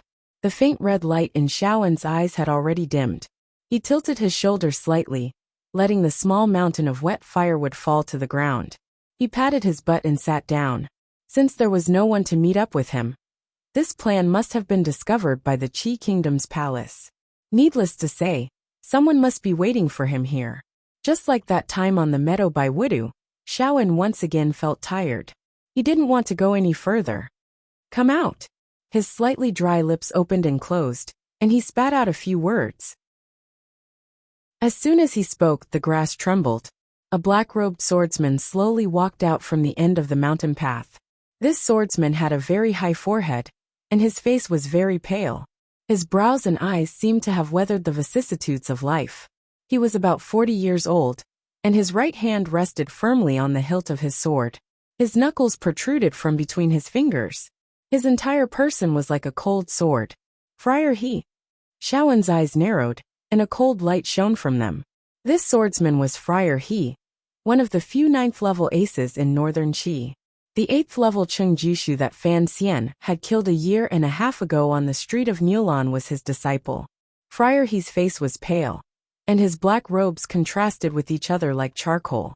He gripped the hilt of his sword with utmost respect, raised it upside down, and cupped his fists in salute. "Greetings, Mr. Xiao." In northern Qi, except for Ku He, everyone else could only greet Xiao En with the respect of a junior. Who would have thought that the young swordsman of yesteryear would now become the most powerful swordsman of the Brocade Guard? Xiao En coughed, still sitting on the ground, and gently massaged his knees. "It's been many years." Friar He looked at Xiao En, his face full of sincere respect. "I am not a dog of the Brocade Guard. I am a follower of the Empress Dowager. Today, I have come to ask Mr. Xiao to rest in peace." Xiao En said softly, "You must know that this world belongs to His Majesty." Friar He knew what this old man meant. The Emperor did not want to kill Xiao En, and by standing on the side of the Empress Dowager, he would undoubtedly offend the young Emperor. He smiled and looked around. "I had thought that I would see that young talent of the Fan dynasty today." Xiao En coughed again. Who would have thought that after running amok for so long, I would die as bait? Old sir, there is no need to grieve. Since that Fansian has retreated, he is lucky. With a swish, Friar he unsheathed his sword and flew forward like a bird. His wrist, elbow and shoulder formed a straight line as he stabbed toward Xiaowen's heart. Chapter 237. The tip of the sword plunged into Xiaowen's left shoulder, and he pulled it out in a split second, drawing out a spray of blood. However, the flower was not particularly beautiful. Xiaowen's old body seemed to have much less blood in it than a young man's. With a dull thud, Friar he held his sword across his chest and retreated. Xiaowen sat on the ground, holding a branch as thick as a forearm in his withered right hand. When Friar he thrust his sword earlier, the old man had used some unknown technique to disregard his left shoulder and strike Friar he's shin with the branch from an impossible angle. The tip of the branch in his hand had been smashed to smithereens, a testament to the strength of the blow. Friar he felt a sharp pain in his left leg, and his already pale face turned even whiter. His right hand still held the hilt of his sword steadily, but his left leg, which had been struck by the tree branch, began to tremble. He had thought that, with his 9th level strength, it would be easy for him to kill a weary old man covered in old wounds. Even though he knew that his opponent was Xiaowen, the terrifying Xiaowen he had known all those years ago, he had made ample preparations. But he still did not expect the old man to be so unpredictable and strange.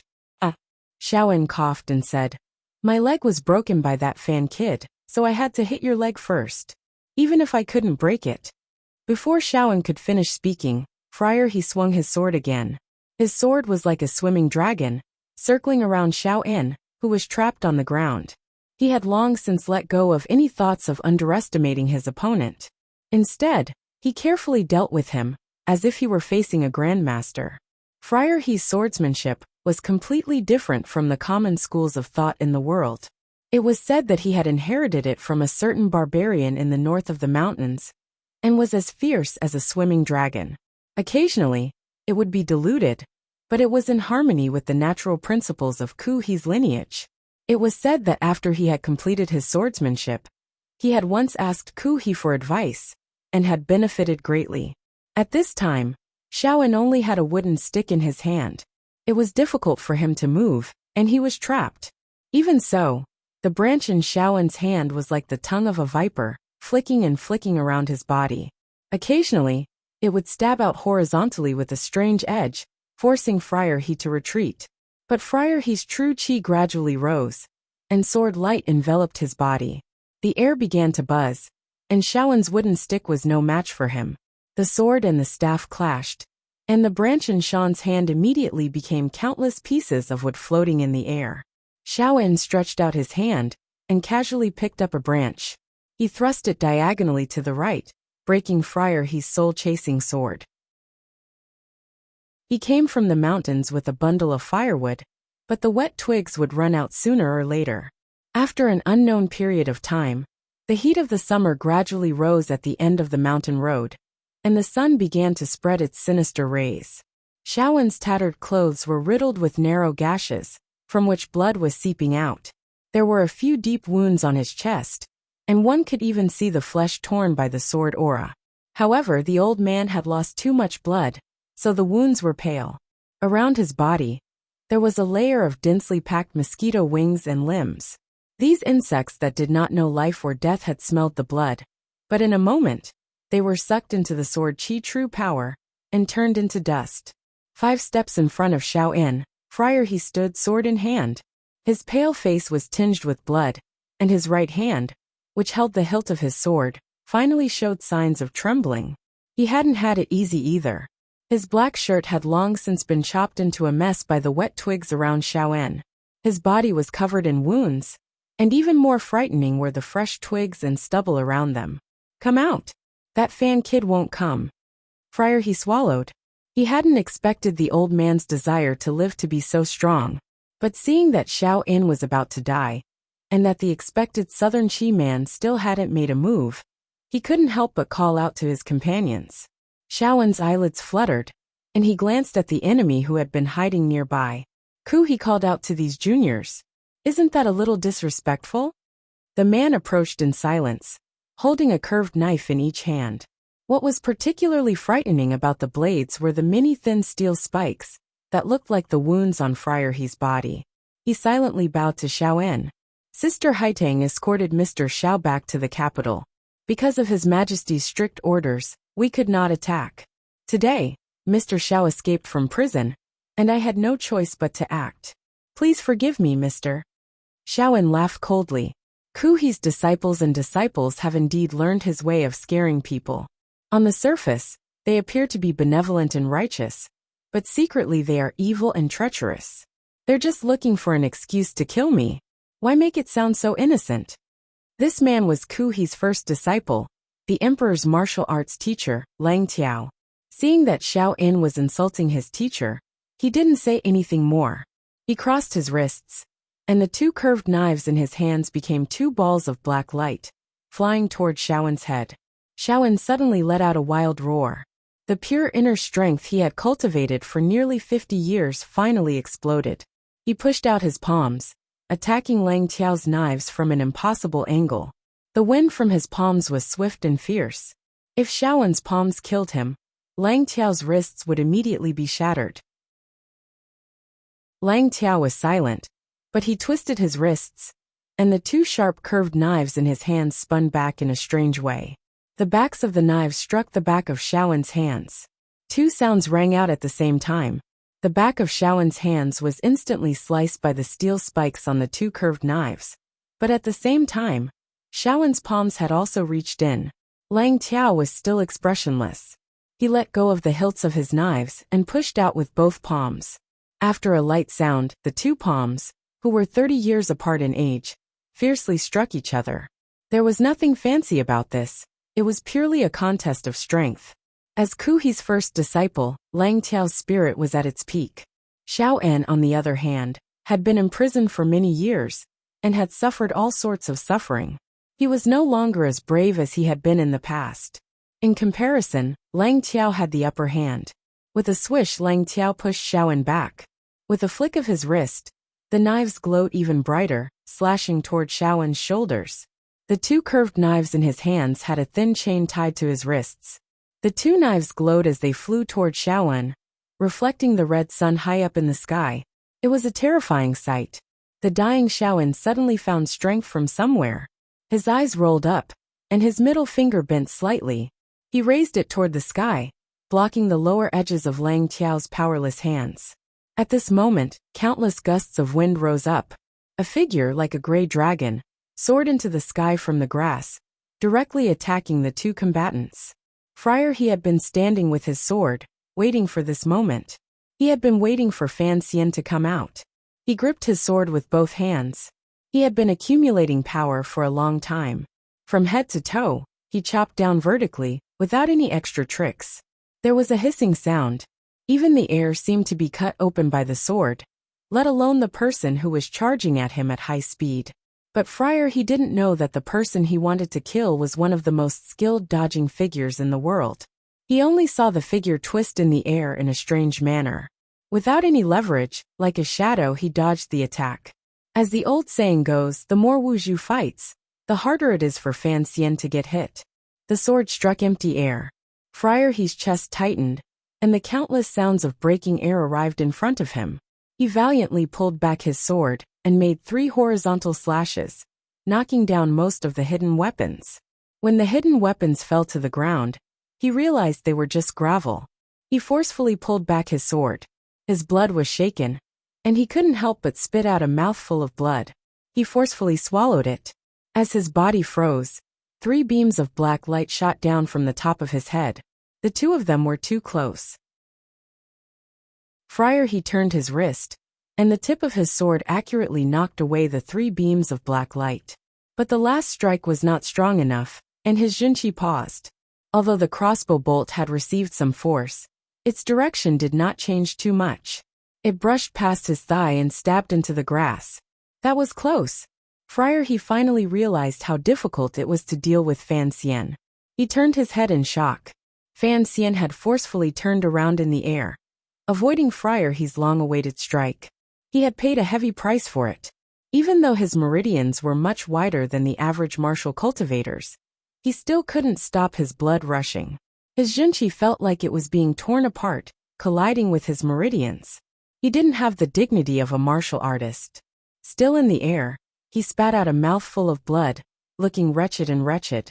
But in a flash his meridians were cleared. At that moment, Lang Tiao's terrifying twin blades had already sunk deep into Xiaowen's shoulders. Fan Xian let out a strange cry. Still in the air, he had already pulled out half of the long blade from his back and swung it at the back of Lang Tiao's head. Lang Tiao seemed to have eyes in the back of his head. With a swish he pulled back his blade. The tip of the curved blade struck Fan Xian's hilt half a foot, the weakest point of the blade. With a clang, the other half of the long knife in Fan Xian's hand broke again. But the pitiful remaining part of the knife still chopped down brutally. Ding ding ding ding, it swept away all the steel spikes on the curved knife in Lang Tiao's hand. In that instant, Fan Xian abandoned his blade, circulated his qi and punched out.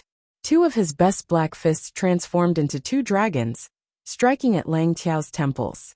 He didn't care that the tip of his opponent's blade was aimed at his lower abdomen. He knew that against an expert of this level, he had to be steady, accurate, and ruthless. He had to leave no way out for himself, and no way out for his opponent. Lang Tiao suddenly turned his head, a cold light flashing in his eyes. He crossed his palms and sealed Fan Xian's fists. Their energies intersected. The tyrannical Jinchi of the nameless martial secrets, and the Tianyi Jinchi of Ku he finally met. Chapter 238.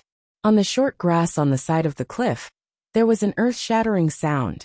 Fan Xian's body was in midair, and had the advantage of the heavens. Lang Tiao's feet were on the ground, and he borrowed the strength of the terrain.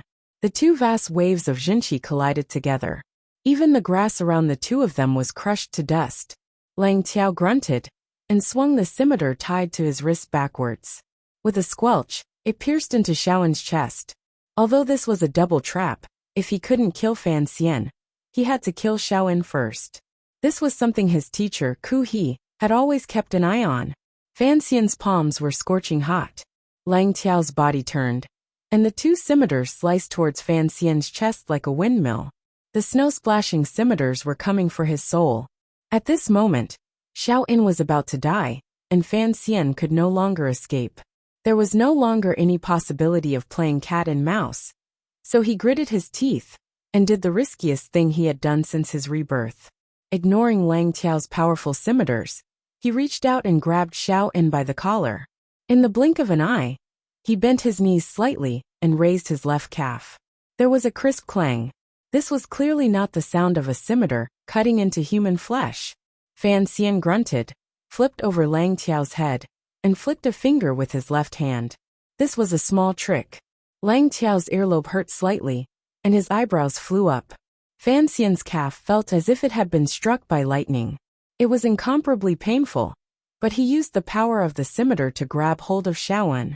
His uninjured right foot touched the ground, and his whole body had already rushed forward, towards the empty area in front of him. He rushed towards the cliff, and then jumped down. Lang Tiao's expression was wooden, but he was shocked. Why did his scimitar feel like it had hit steel when it had landed on Fan Xian's leg? He had great confidence in the power of his scimitar. The secret of the round scimitar was enough to cut through metal. Even if his opponent was wearing armor, it would still be cut in half. How could Fan Xian have blocked it? He rushed to the edge of the cliff and looked out. The sun was getting brighter, but it still could not disperse the fog in the deep valley. They saw the old man and the young man fall into the fog, and could no longer be seen. It was only after a long time that they heard the thud of a heavy object falling. The sound was very soft, but the cliff was very deep. The two of them could hear it even from the edge of the cliff, so they could imagine the intensity of the collision. He fell to his death, said Friar He. Lang Tiao shook his head. Xiaowen won't die easily. Fan Xian, I think it's even harder. Lang Tiao and Friar He were one of the few 9th-level masters in Shangjing City, and yet they were unable to kill Xiaowen, who was heavily injured, and Fan Xian, who had just entered the 9th level on the spot. This fact made the two masters shiver in fear. We can't climb this mountain, Friar, he said with a frown. Lang Tiao looked down. Yin Mountain's stone walls were as sharp as a knife, and as smooth as a mirror. Not even the four transcending mortality and saintly grandmasters would be able to climb up, let alone a martial expert. So he nodded, tacitly agreeing with Daoist He's judgment. Inform Xinzhong to search the foot of the mountain. After finishing their preparations, the two masters looked up at the misty cliffs. They thought of the previous battle and couldn't help but frown. But they were thinking in different directions.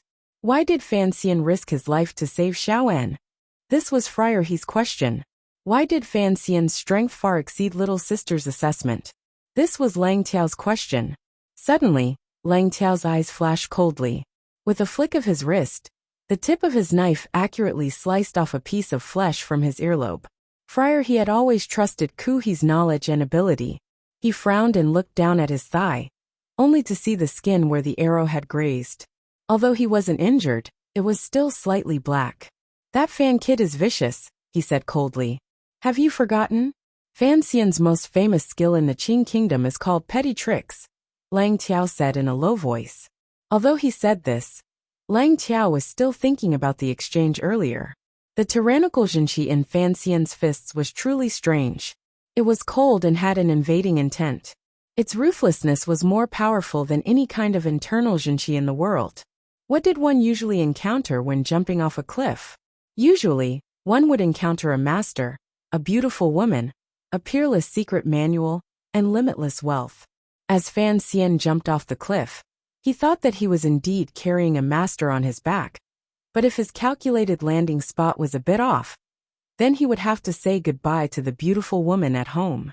As for the limitless wealth his mother had left behind, he naturally wouldn't have the chance to enjoy it.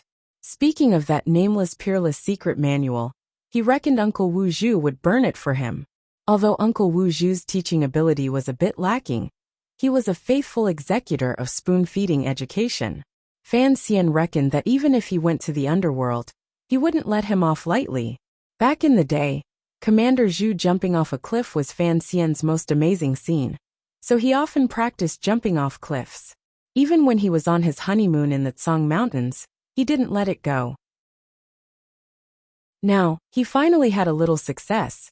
At least with a person on his back, he was able to accurately use the short pine trees between the smooth rock walls to slow down and find the spot he had chosen in advance, the slightly protruding rock.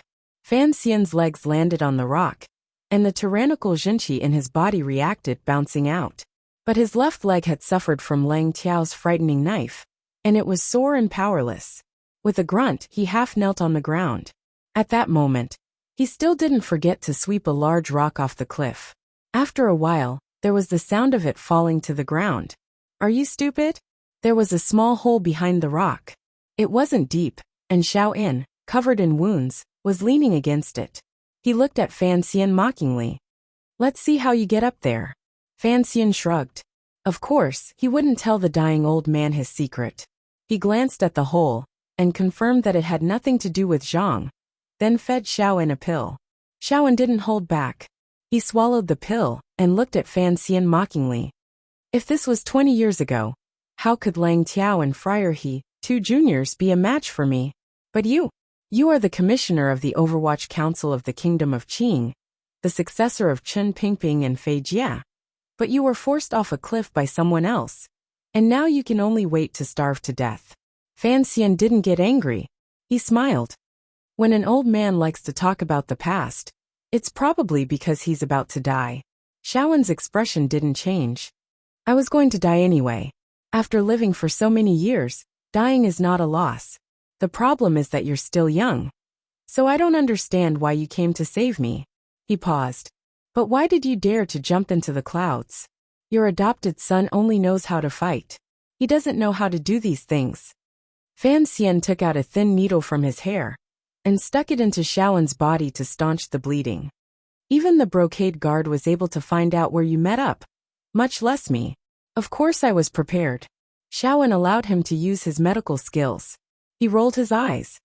Your needle is poisoned. Fan Xian wasn't amused. You're going to die anyway. You have hundreds of poisons in your body. What's one more? Xiaoan coughed. His eyes dimmed. He was about to die. And even his temperament seemed a little strange. Fan Xian looked at the old man's pale face, which had lost too much blood. He suddenly asked, "When Shen Zhong surrounded the courtyard, you should have known that Shang Shanhu's rescue operation was part of the Brocade Guard's plan. Why did you continue?" "Continue what?" "Continue pretending to be injured and painstakingly run out of the city. You knew that there would be aces waiting for you, and that the people who came to your aid had long since been eliminated." Shaoan looked at him, and suddenly let out a shrill laugh. "Perhaps I was just following the intentions of those people. They wanted to lure you out, so that you could accompany me in death." Fan Xian shrugged. "Let's talk about something serious." Shaoan's gaze easily passed over Fan Xian's shoulder, as if he were looking at an obstacle. He cast his gaze into the deep, quiet valley. The sun was getting stronger and stronger, and the clouds in front of the stone wall finally began to disperse. The mountain wall in front of him was like a cracked yellow mirror, with a different kind of beauty. "Well, I've been locked up for a long time. So, even if I die, I don't want to die in prison," said Shaoan. Fan Xian followed his gaze, and found that the mountain wall opposite him was extremely smooth. Occasionally, there were cracks that spread out in all directions like the lines of lightning. From far away, he could see an incomparably tenacious small tree growing, revealing its pitiful but respectable green color. "There are green trees here, and there's green water and white fog below. It's a good grave." Fan Xian smiled, and began to tidy up his left trouser leg. The Overwatch Council's clothes were made of fire, theft, and sharp weapons, but Lang Tiao's knife had shaken a hole in them. He took out the black, slender dagger that Fei Jie had left for him from his boots. Gently stroking the slightly deformed blade, he sighed. "Thank you, but I don't want to change my name to Fan Pingping." Why did you act so stupidly, and throw yourself into a dead end?" Shaoan looked curiously at Fan Xian's disguised face. An ominous bloody froth seeped from the corners of his dry lips. Perhaps when a person was on the brink of death, their curiosity only grew stronger. Fan Xian placed the dagger by his feet, and began to massage the meridians in his frozen calf.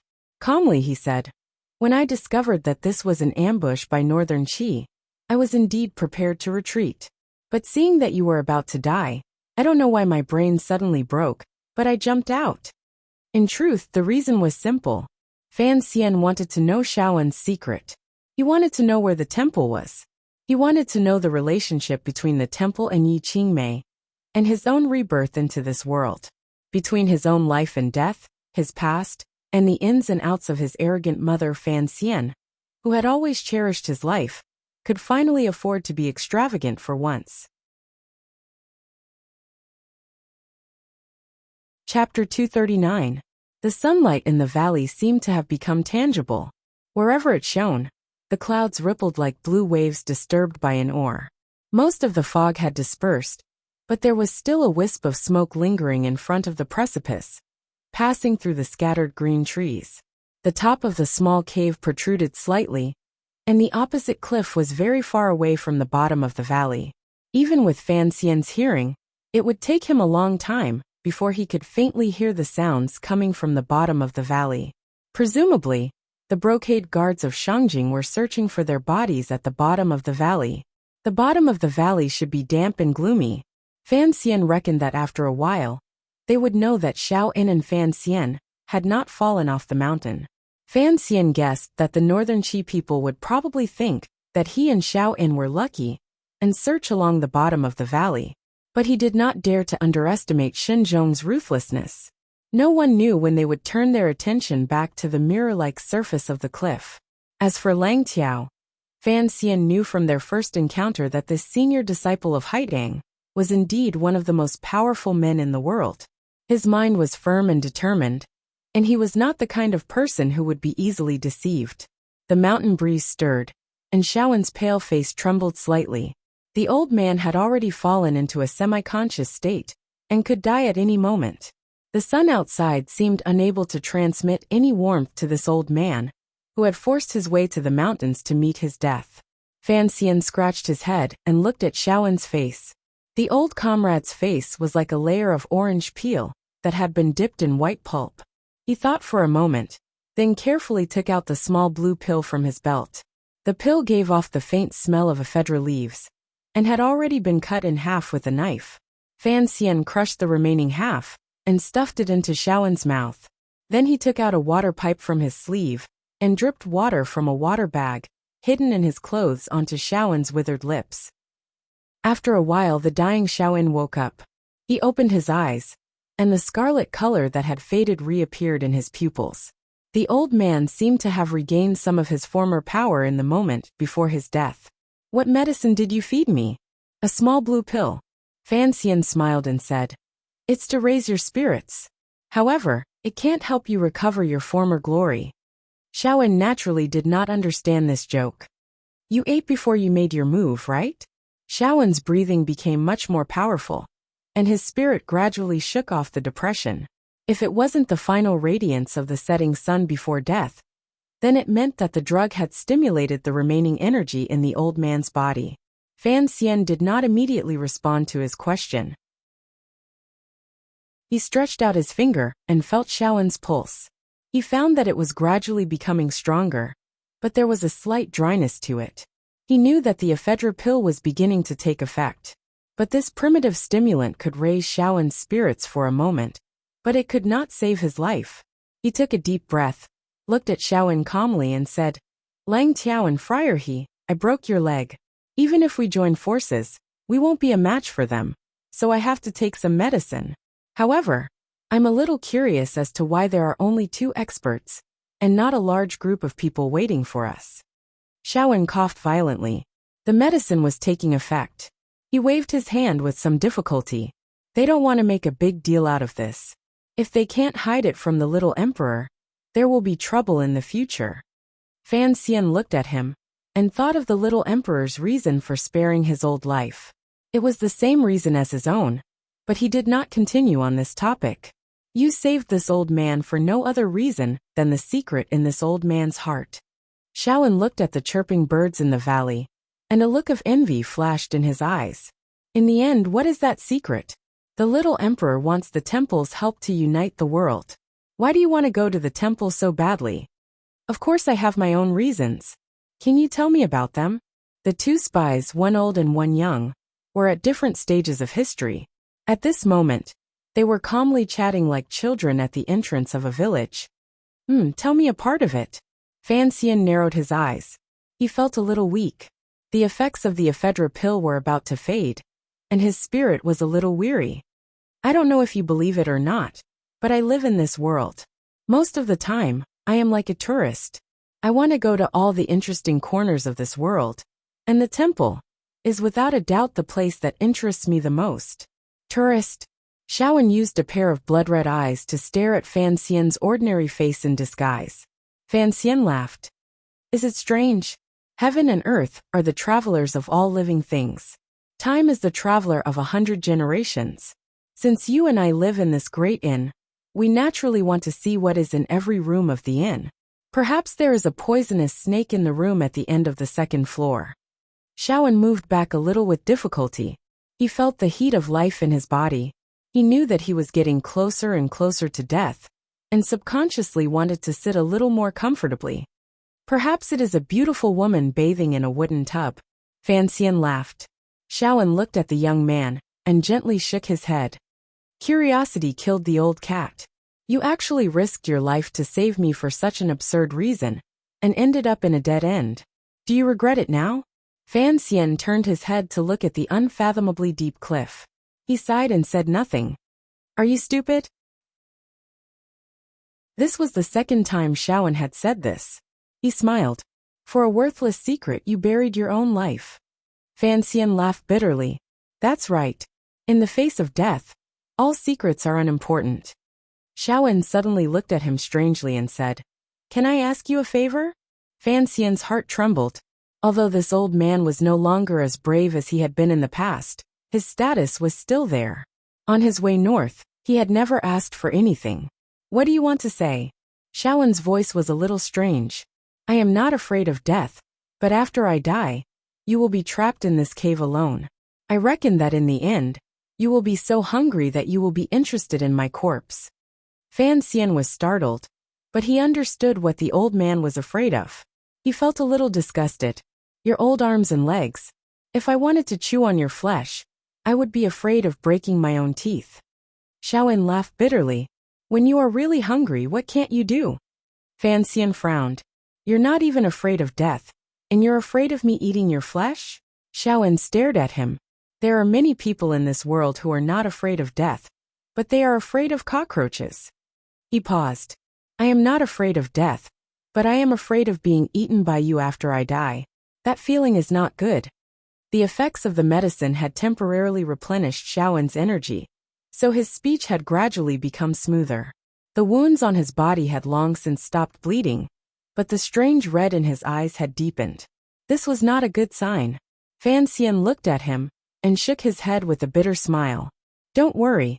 If you die, I will immediately throw you into the valley. His pupils suddenly contracted. He looked at Xiaoen and quietly asked, Old man, have you eaten human flesh before?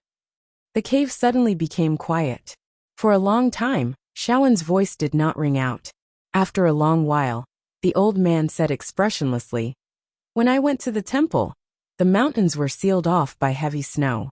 There was nothing to eat, so I had to eat human flesh.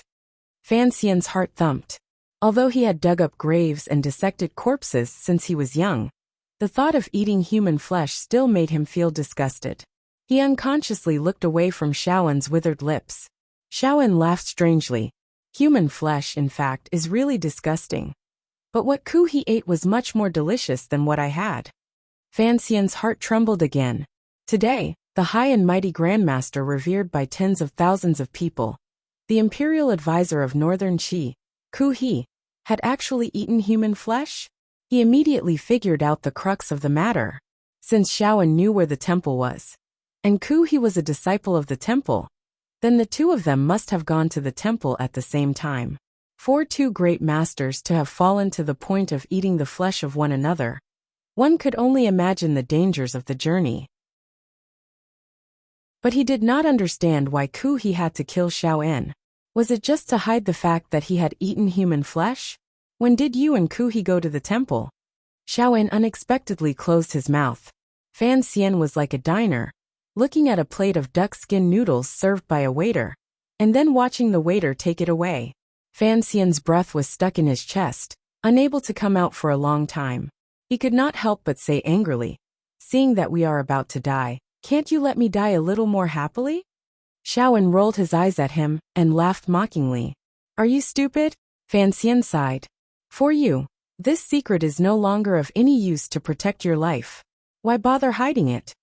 The temple is to the north. Very suddenly, very without warning, Xiaoen spoke. How far north? In the snowy lands of the extreme north. If you follow the northern prison pass, it will take you more than 3 months. At this time, the sky outside the cave was gradually darkening.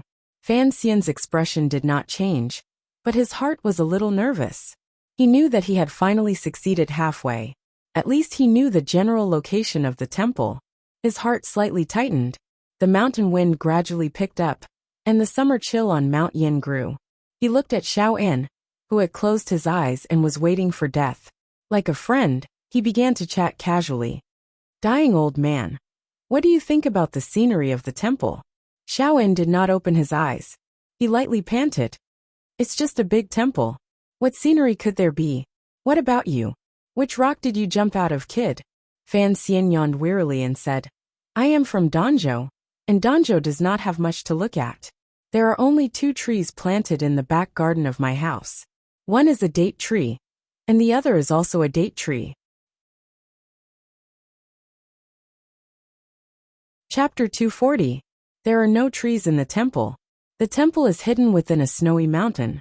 Legend has it that it only shows its true face for 2 days a year, and if one is not sincere, it is impossible to see it. Xiaoen's old voice was calm as he spoke. The temple had a very important meaning to him, because he knew the relationship between the temple and that little girl. Chen Pingping had paid a great price to capture him back to the Qing kingdom. It was also because he knew the location of the temple that Ku he, who had benefited the most from the temple, wanted to silence him. The Northern Qi Emperor had extravagantly hoped to receive help from heaven from the temple. But what was the temple? It was nothing more than a temple. Shaoan suddenly felt that the first half of his life was fake. Only the second half of his life behind bars was real. The old man looked at the darkening sky outside the cave. Master Fan, do you believe in the existence of God? He asked with a wooden expression. Fan Xian was silent. He thought of his rebirth and the box. He nodded. I believe in the existence of God more than anyone else in the world. What is God? If I knew what God was, then I would be God. Shaoan looked at him with admiration. For someone as young as you to be able to see so clearly is rare. He paused. But His Majesty was still young at the time, so he did not see clearly. Fan Xian knew that the story was about to begin. He couldn't help but feel nervous and expectant. Do you know what the world was like 30 years ago? The kingdom of Wei was powerful and could unify the world at any time. Correct. At that time, I was already the leader of the Wei Kingdom's Red Cavalry and His Majesty's confidant. Shaoan recalled the past, but his expression was strange. He didn't seem to be immersed in the glory of that day, nor did he bear any grudges. Perhaps because he was about to die, he was indifferent and calm. The world of that day was the world of the Kingdom of Wei. All of its talents were in the court. But the ones who truly stirred up the court, aside from the previous emperor, were two pairs of brothers. Fan Xian saw that the old man's expression seemed to be able to hold on, and he felt somewhat reassured. One of them was Yuan Zhuang Mohan. Correct. That brother of mine was more promising than I was. Shaoan's expression softened. And he's more sentimental than I am. I was imprisoned by the kingdom of Qing for 20 years. But he still remembers me. I owe him. Why doesn't anyone know that you two are brothers? The reason is simple. My reputation is too vicious, and who knows how many innocent people I've killed in secret. As a scholar, he naturally doesn't like me, and I don't want to have anything to do with him, Shaoan replied calmly. Fan Xian paused and changed the subject. Who are the other pair of brothers? It's Zhan Qingfeng and Ku He. Zhan Qingfeng, the father of the founding emperor of Northern Qi, a famous general of his generation? Fan Xian was shocked. It turned out that Ku He was so close to the royal family of Northern Qi. No wonder back then, he did his best to protect the current Empress Dowager and Emperor, and the royal family respected Ku He so much. Ku He is Zhan Qingfeng's younger brother. Ever since he was young, he was determined to become an ascetic monk, cultivating the way of the heavens. He strived to one day prove his way and enter the temple. Shaoan said sarcastically. Most people believe in the temple, but who has actually seen it in the past 1,000 years? It's just that those ascetic monks preach the way everywhere, and their lives are even more pitiful than those of beggars. But the temple really does exist, Fan Xian reminded him. Correct. Shaoan closed his eyes. At the time, the previous emperor had passed away, and the young emperor ascended to the throne. Although this emperor treated us courtiers fairly well, for some reason, he was strangely afraid of death. All day long, he wanted to practice the art of immortality. Fan Xian said. At that time, Northern Wei was the strongest, and as the emperor, he had nothing to worry about. It was only natural that he would think of these things. Shaoan continued. So at that time, Ku He took the opportunity to enter the palace and persuade His Majesty to send a diplomatic mission out to sea in search of the temple. He said that if the immortals of the temple taught His Majesty immortal magic, then he would naturally be able to live forever. When His Majesty heard this, there was no reason for him to refuse. He smiled bitterly. As His Majesty's trusted aide and leader of the Crimson Cavalry, this matter naturally fell on my head. Ku He was the one who proposed it, and he was extremely fanatical about the temple. Naturally, he would not stay out of it. Shaoan said lightly. After gathering the strength of the entire Wei Kingdom, and searching for who knows how long, we finally found a clue. So Ku He and I led 1,000 men north. Although the dying old man spoke calmly, Fan Xian knew that the process must have been quite complicated. The temple was worshipped by the people of the world, but it was illusory and without a trace. To be able to find a definite clue was in itself a very astonishing matter. The old and indifferent voice echoed endlessly in the cave. Outside the cave, the light of the sky and the mountains gradually dimmed. Fan Xian listened in silence, and at the right moment he asked questions. His brain worked furiously. Through Shaoen's memories, he drew a rough map of the route that the procession had taken to the temple. Time seemed to have returned to more than 30 years ago. The calm air of the yellow mountain outside the cave had turned into a blizzard. In the old man's memories, Fan Xian seemed to see an expedition consisting of 1,000 men. Through a sky full of wind and snow, they struggled to make their way through the incomparably wild north. They wore leather boots and thick leather clothing. Only their eyes were exposed, but they still could not stop the bone-chilling wind from pouring into their bodies. At the front of the procession were the two leaders of the group, Shaoen, who was in the prime of his life, and the young pious ascetic monk Kuhi.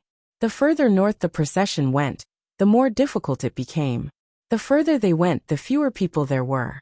Some people froze to death, some fell into icy valleys and disappeared, and some were crushed to death by birds of prey in the sky.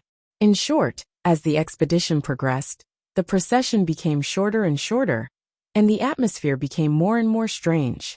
The world was a sheet of white, because they had stayed in this dry and cruel environment for too long.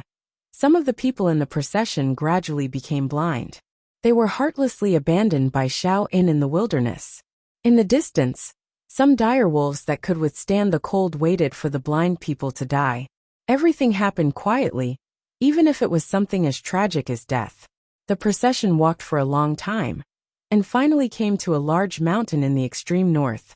There was only a narrow path between the mountains, and the snow was so thick that it had long since obscured the color of the mountain. It looked like an endless chain of ice mountains. When the remaining 100 or so people entered the mountain, they found that behind the snowy mountain was still a world covered in ice and snow. Even the animals were few and far between. The procession set up camp with great tenacity, hoping to find traces of the temple here. But many days passed and they found nothing. Winter came. Heavy snow sealed the mountain. The sun went down. The strongest survived to the end. In the endless night, Shaoen and Kuhi sat back to back in a tent. Around them were piles of corpses. The fire had not been extinguished. The remnants of the tent and the clothes of the dead gave the two of them a last glimmer of warmth, a glimmer of hope. That was the wrath of the heavens. In the cave, Shaoen opened his eyes with some difficulty.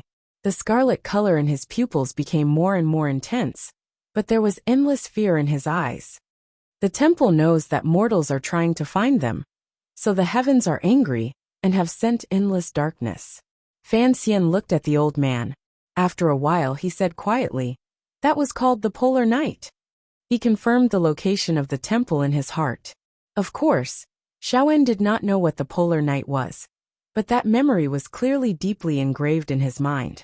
He said with a perplexed expression, "At the time, Kuhi was eating human flesh in an extremely sweet and stingy manner. He was praying piously to the heavens. I couldn't help but despise him, unexpectedly. Perhaps in the end, he really did move the immortals in the temple, and so the sky suddenly brightened." Fan Xian couldn't help but look at Shaoen. He wondered how the two of them had been able to survive in the polar night that lasted for months. Even if they had human flesh to eat and tents to burn, that kind of loneliness and struggle between the two of them would have probably driven them mad. Shaoen suddenly laughed and said, "The sky brightened in an instant. At that time, Kuhi and I were at the end of our lives. But suddenly we found hope. We didn't know where the power came from, but it supported us to continue living. And then you found the temple." Fan Xian picked up the dagger and put it by his side. He asked quietly, "What was the temple like?" Many years ago, outside the snowy mountains, two people so thin they were only bones. With great difficulty, they walked out of their tents.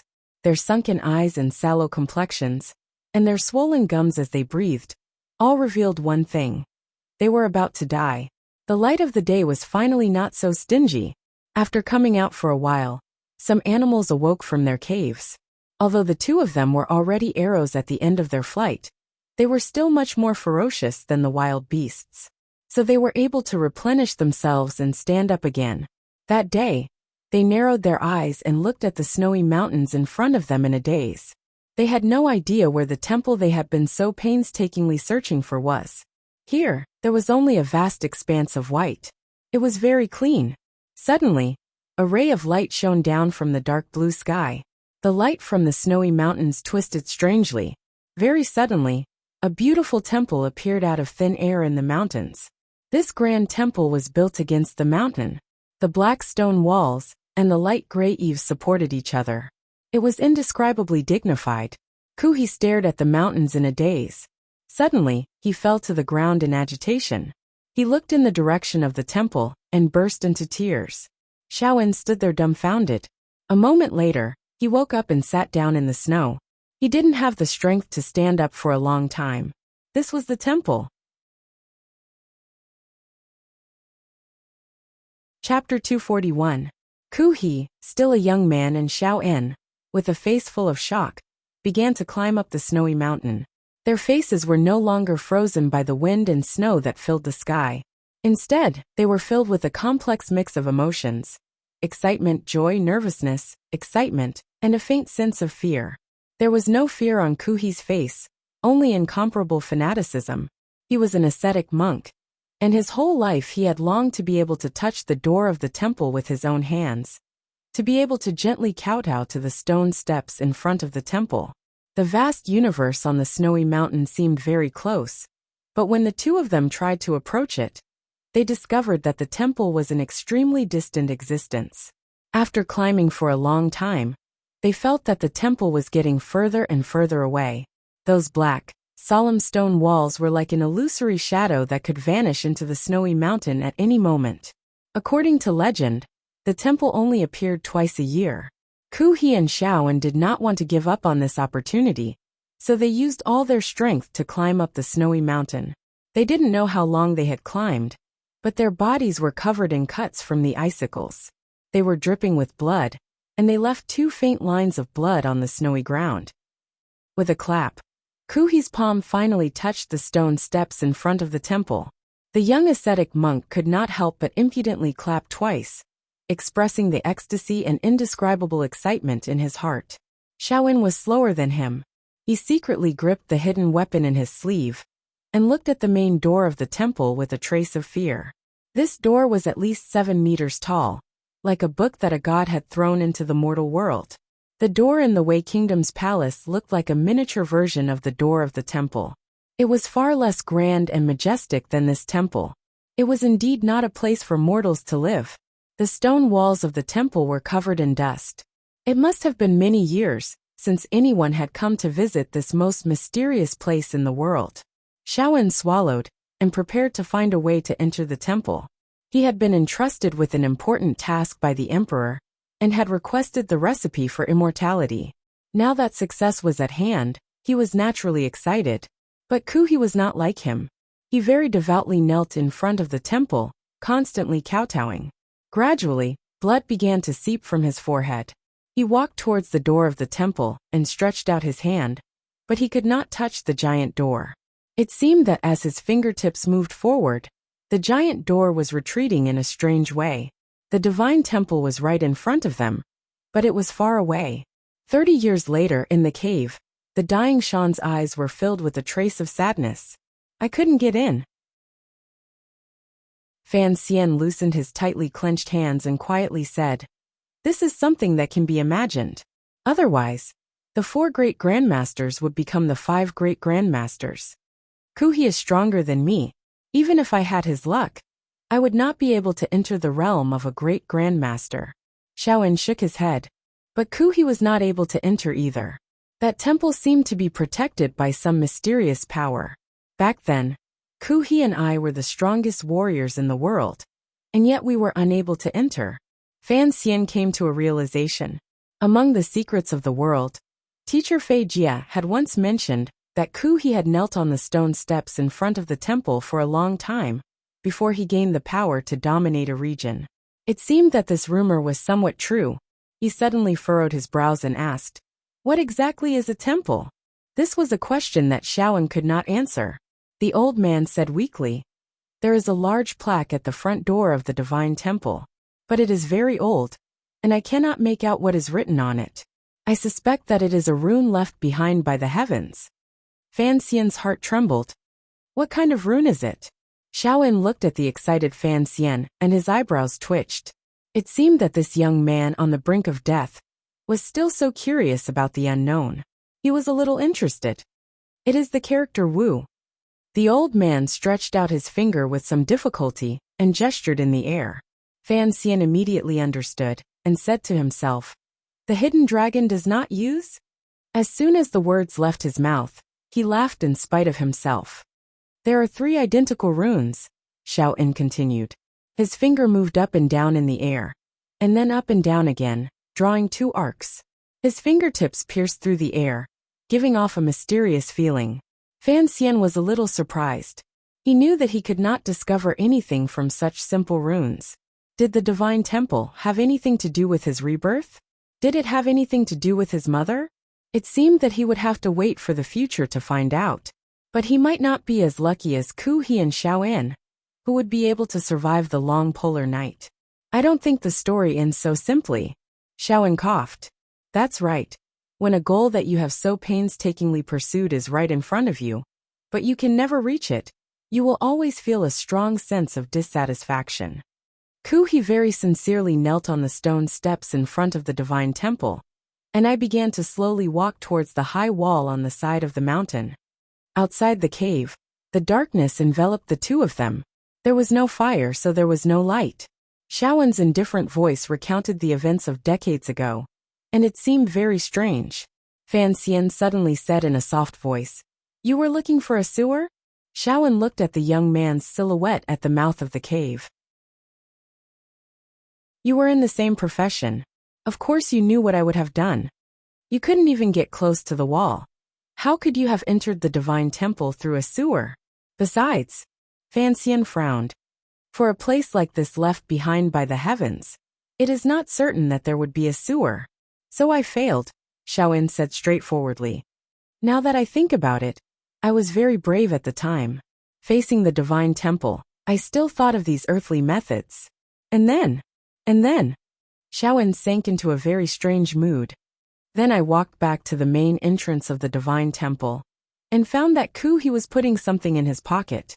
I was a little curious, and just as I was about to ask him about it, the old man's speech slowed, and Fan Xian's heart jumped. The door of the divine temple opened. Fan Xian subconsciously moved a little closer to Xiaoen, as if he wanted to protect this guy from 30 years ago. An absurd smile appeared in Xiaoen's eyes. In a hoarse voice he said, "The door of the divine temple opened without a sound. I was overjoyed, and just as I was about to enter, from the world's largest door, a most wonderful person suddenly ran out." The most wonderful person? Yes, it was a little fairy. Xiaoen stood stupidly outside the door of the divine temple, watching helplessly as a little girl rushed into his arms. He almost spat out a mouthful of blood. Out of the corner of his eye, he saw Ku He rush to the door of the divine temple like a ferocious tiger, tangling with the black light inside the divine temple. The young Ku He was already the youngest superior 9th-level master in the world. At this moment, he was stimulated by some unknown reason, and the power within his body was completely unleashed to the peak. He was actually entangled with the mysterious black shadow inside the divine temple. Qi flew in all directions, and the snow was thrown into chaos. After a few breaths, Xiaoen remembered that there was a little girl in his arms. Before he could react, he heard the little girl shout to Ku He, who was on the bluestone steps, "Retreat." It was a very simple word, but coming from the mouth of the little girl, it was as if she was the ruler of a generation. No one could question her. That kind of natural power made Xiaoen's heart tremble. And then he received a slap in the face. "You retreat too." Ku He floated away, and Xiaoen, holding the little girl in his arms, tumbled down the stone steps. He was 30 meters away from the main door of the divine temple. The black light suddenly shrank back into the divine temple, and did not pursue. Xiaoen looked at the giant door with lingering fear. He thought that the black light seemed to be a human figure, and he could not help but be afraid. Because Ku He was now beside him, spitting up blood. Even Ku He was not a match for the other. The people inside the divine temple could not be viewed with the eyes of mortals. He came to a realization very quickly. It must have been that when he went to find the sewers, Ku-hee, who was kneeling on the bluestone steps, and the little girl in his arms, had come to some kind of agreement to help her escape from the divine temple. But who was this little girl? Hold me, pull him, go. The little girl seemed to be a little afraid of the cold, and buried her face in Shaoan's chest. Shaoan did not dare to be negligent. He grabbed Ku-hee by the collar and ran down the snowy mountain. He did not know how long they ran, but he finally ran back to his tent. It was not until he sat down in his tent, panting, that he came to his senses. Why did he run? The elixir of immortality that His Majesty wanted had not yet arrived. Why did he listen to this little girl? And strangely enough, the immortals in the divine temple did not chase him. Shaoan turned around and saw the little girl crouching, pinching her nose, looking at the leftover human bones in the corner of the tent. What a pitiful and hateful human. The little girl turned around and looked at Shaoan. It was only now that Shaoan could see her face clearly. Clear as water, pure as snow, eyes like stars. She was a beauty that no mortal should have. In the darkness of the cave, Fan Xian's expression could not be seen, but his voice was a little strange. How old was that little girl? 4 years old. At most 4 years old. Shaoan's eyes were open, and it was as if he could still see that beautiful face. When I held her in my arms, I felt that she was so light it was like she did not exist. Fan Xian was a little confused. Also 4 years old? Why do you say also? It's nothing. Fan Xian smiled and his eyes lit up. Do you know who that little girl is? Shaoan spoke with absolute certainty. Of course I do. She is a little girl who longs for the world of mortals, so she ran out of the divine temple. Fan Xian laughed and shook his finger. Believe me, she is just a little girl who ran into the divine temple to steal things. Chapter 242. Hearing Fan Xian's confident words, Shaoan began to cough violently for a long time.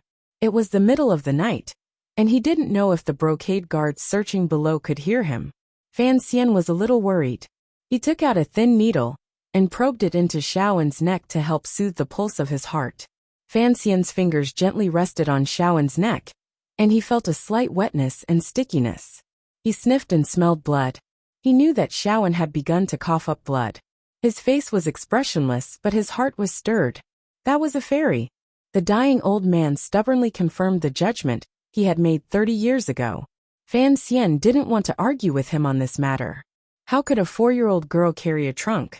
Who was carrying that trunk? What trunk? Shaoan's voice was straight, and it didn't seem like he was lying. Fan Xian was a little surprised. He knew that there was no need for him to hide anything, and Wu Zhu had not yet appeared. Wu Zhu had once said that he and his mother had left home together. Where was that home? According to the letter his mother had left behind, Wu Zhu had once fought with the strong men of the temple, and had lost part of his memory. Why would Wu Zhu fight with the men of the temple? Was it jealousy? What happened after that? This was the duty of all who listened to the story. Shaoan, the old storyteller, was about to die. Fan Xian naturally wouldn't forget to ask this question. Inside the tent, Ku-hee lay on top of the fur. His breathing was a little ragged. He didn't know what the 4-year-old girl had promised him, but it had caused him to go against his beliefs and dare to attack the men of the temple. Shaoan looked at the little girl, who had lifted the flap of the tent and was looking out into the snow. The wind and snow had not lessened, and the little girl's skin was whiter than snow. Her small hands gripped the thick tent cloth tightly. She was so small, and looking out into the vast world, she felt a sense of loneliness that did not match her age. Carefully, he moved to Ku-hee's side and put his hand into the opening of Ku-hee's robe. That's what I gave him. The little girl didn't even turn her head. Don't touch it. Sean looked at the little girl, and a fierce glint suddenly appeared in his eyes. What Ku-hee was hiding in his bosom must be some sort of heavenly book from the temple. Shaoan could not help but be tempted, but when he remembered that the little girl was a fairy who had sneaked out of the temple, Shaoan immediately gave up on the idea. He knelt down respectfully and kowtowed to the little fairy at the door, saying, I am the commander of the Discipline Commission of Dawei. Under the orders of His Majesty, I have come to the temple to listen to the heavenly edict. I beg the heavenly deity to grant me the elixir of immortality. This was Sean's mission, and he had not forgotten it.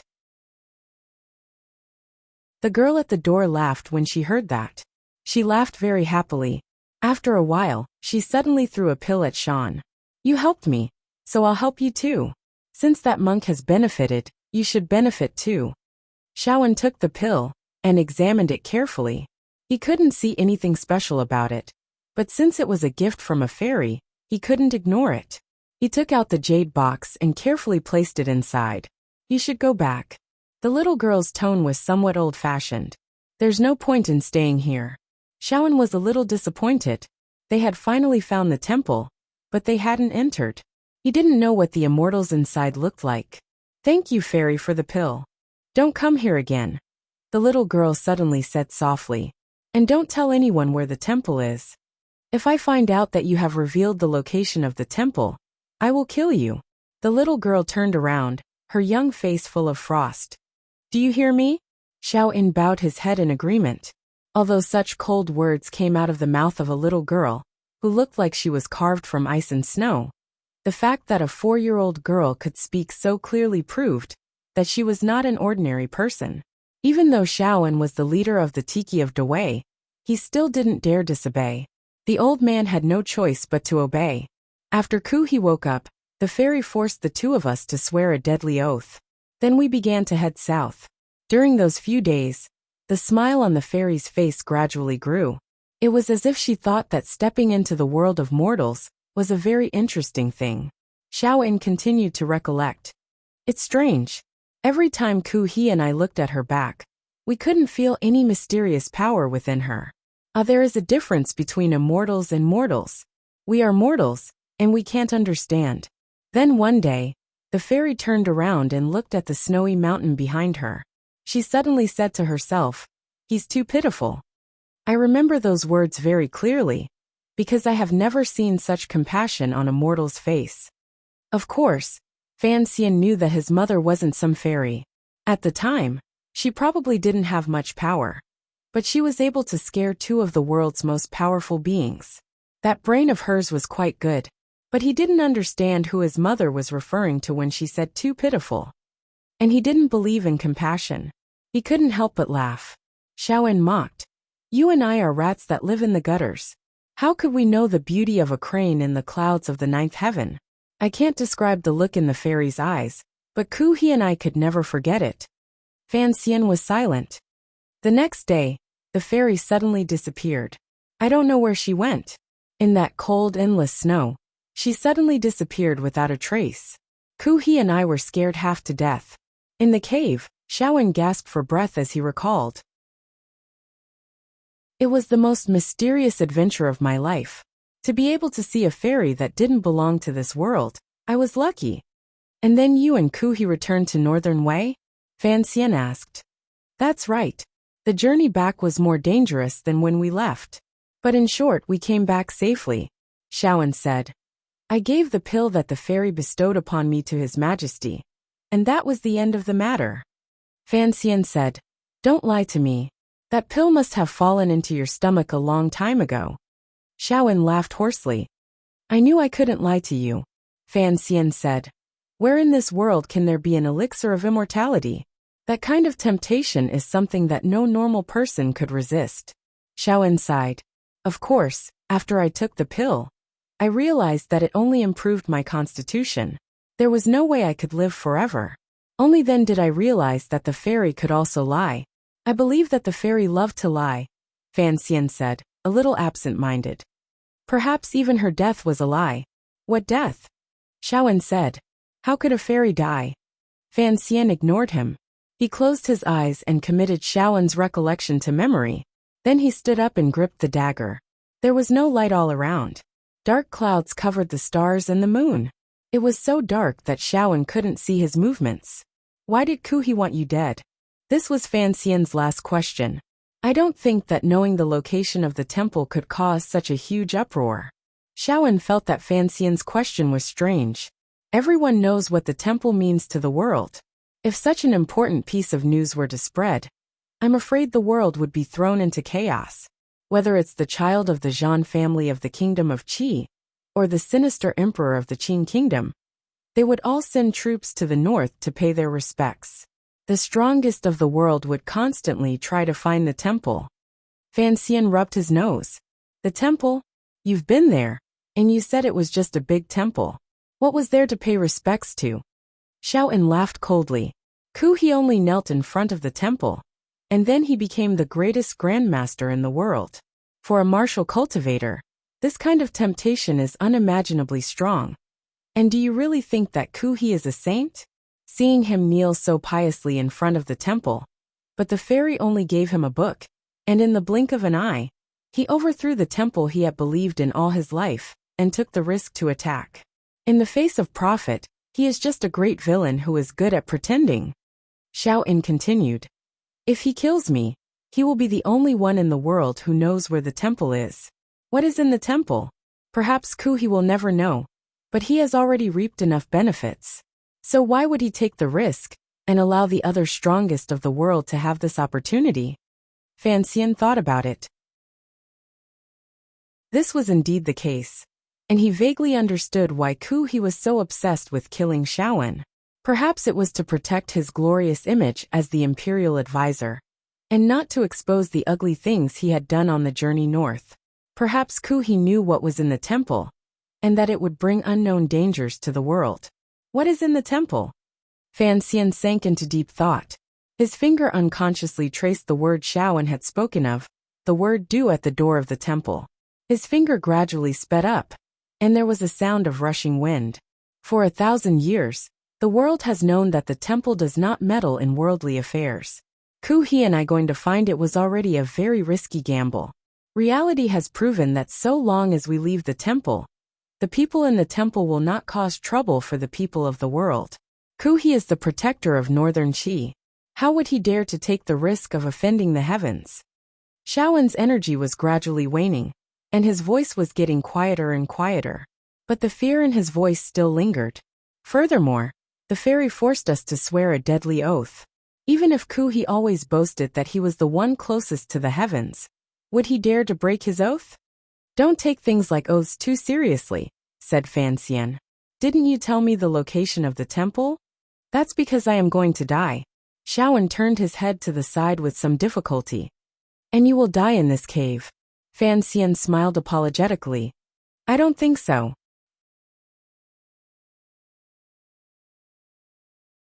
Chapter 243. In the silent night of the valley, there were no weeds as far as the eye could see. Instead, there was a dark night sky that stretched between two precipitous walls. Fan Xian tidied up his clothes and tied up his torn left trouser leg, as he said in a quiet voice, I'm sorry. That fairy's surname is Yi. Her name is Yi Qingmei. Yi Qingmei? Xiaoan was shocked. What did you say? Could it be that the mistress of the Yi family is the fairy I once met? When the Yi family suddenly rose to prominence, Xiaoan was still the head of Northern Wei's secret service. So it was no surprise to Fan Xian that he knew the name of the mistress of the Yi family. He smiled. Aside from the fairy you speak of, who else could have the Yi family change the state of the world in a few short years? So that's how it is. Xiaoan coughed again. No wonder the kingdom of Qing could rise so fiercely. So there was the shadow of the temple behind it. Wrong, Fan Xian said. Fan Xian said, you are already a person about to die. So let me tell you, Yi Qingmei, the fairy you speak of, is not an immortal from the temple. She is like us, just a normal person. Xiaoan had not yet recovered from his earlier shock. He did not believe what Fan Xian had said. Instead, he was immersed in his last question before he died. Why? Did the fairy want to capture me and bring me to the kingdom of Qing? As the head of Northern Wei's secret service, he naturally knew the relationship between the Yi family and the Overwatch Council of the Kingdom of Qing. The Kingdom of Qing had to kill you back then, said Fan Xian. He paused. I must admit that back then, you were a very terrifying person. And the reason why Yi Qingmei sent Chen Pingping to capture you instead of killing you must have been because of your friendship back then. After all, it seems that it was because you broke into the temple that she came to this world. Then, just who? Ahem. Are you? In the darkness, Shaoen's eyes stared at Fan Xian like two sharp arrows. For an old comrade on the verge of death to still have such sharp eyes, Fan Xian couldn't help but feel a little startled. He chuckled. Me. After a moment of silence, he opened his mouth. I am Yi Qingmei's son. Yi Qingmei's son. How Fan Xian wanted to be able to say it aloud to everyone in this familiar yet strange, intimate yet inharmonious world. Unfortunately, there was no such possibility right now. The night was getting darker, and the darkness before dawn had arrived. In a cave with only the two of them, Fan Xian spoke quietly and faintly. I am Yi Qingmei's son. For some reason, the moment these words left his mouth, Fan Xian felt much more relaxed. His heart, which had borne too much pressure, struggled free of the many branches and vines on it in an instant. At least, it obtained a temporary relaxation, and gently embraced the taste of freedom in the night wind. The sky gradually brightened. There weren't many memories, but Shaoen spoke very slowly. After a day and a half, Fan Xian had finally achieved the most important goal of his journey north. He looked at Shaoan and said quietly, Do you have anything to tell me? Shaoan just looked at him with a strange expression. After a while he gasped and said, You are her son? Fan Xian nodded and smiled. I don't have the habit of calling someone my mother. Shaoan coughed violently, shaking out the last few drops of blood in his heart. He seemed to be crying and laughing at the same time. No wonder you know so many things. No wonder you are so interested in the location of the temple. Before he died, the old man finally saw everything clearly. Gasping for breath, he said, It seems that this cave won't be able to hold you. I don't have the habit of throwing myself into a death trap. Fan Xian had already prepared everything. He moved closer to Shaoen. Shaoen suddenly stared fixedly into his eyes. If you want to live well, don't go to the temple. Fan Xian's face was calm. He didn't reply. Shaoen didn't look at him again either. He only turned his gaze to the precipice behind Fan Xian. He frowned slightly, as if thinking about something. After a while, the old man gasped softly. I used to think that I was a ruthless man who didn't fear death. I only sought freedom. Now that death is right in front of me, I know that everyone is afraid of death. There is no one in this world who isn't afraid of death. For some reason, Fan Xian looked at the dying Shaoen and slowly loosened his right hand. He said softly, But perhaps death is not the end. Perhaps you will go to a completely unfamiliar world. This was his greatest secret, his greatest regret. Shaoen's gaze fell into the distance. His bloodshot eyes gradually softened. Are you really the son of the little fairy? No Yi Qingmei? Without waiting for Fan Xian to reply, Shaoen continued indifferently. But you don't look like her at all. Fan Xian said. You've only seen her when she was 4. How can you be so sure? Shaoen smiled. Because you are far less beautiful than the little fairy. Fan Xian subconsciously tilted his head. In this world, there are not many women more beautiful than me. The look in your eyes is different. How is it different? Shaoen looked at him. With a hint of coldness he said, Only now do I understand. On that snowy wasteland, the little fairy gazed at the vast white earth. Her eyes were still soft and compassionate. I never knew how to describe it, but now I seem to feel the coming of that darkness. Only then do I understand that all the emotions in her eyes were expressing one thing. What is it? Fan Xian's heart jumped. The love and attachment to life.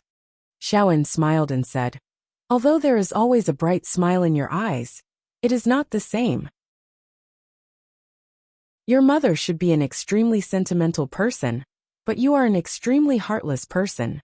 Fan Xian smiled. I don't deny that. I've killed many people in my life, so I never expected to have a good death. Shaoen did not continue this topic. He looked at the misty sky in a trance. To be able to die in this cave, as you say, a good grave is not bad. Fan Xian half squatted by his side, and put his left hand on the old man's shoulder. He found that the old man's muscles had gradually softened. The sky outside the precipice was still dim, but through the mist that pervaded the valley, a holy light could be seen. This light shone softly on Shaoen's withered face. It made this secret agent, whose hands were stained with blood, and who had spent the latter half of his life alone and miserable, feel a sense of relief. Danjo doesn't have those two date trees, does it? This was the last thing Xiaoan would ask in this world. Fan Xian took the last needle from under the old man's ear. After a moment, he confirmed that he was dead. He tilted his head slightly and looked at Xiaoan's body.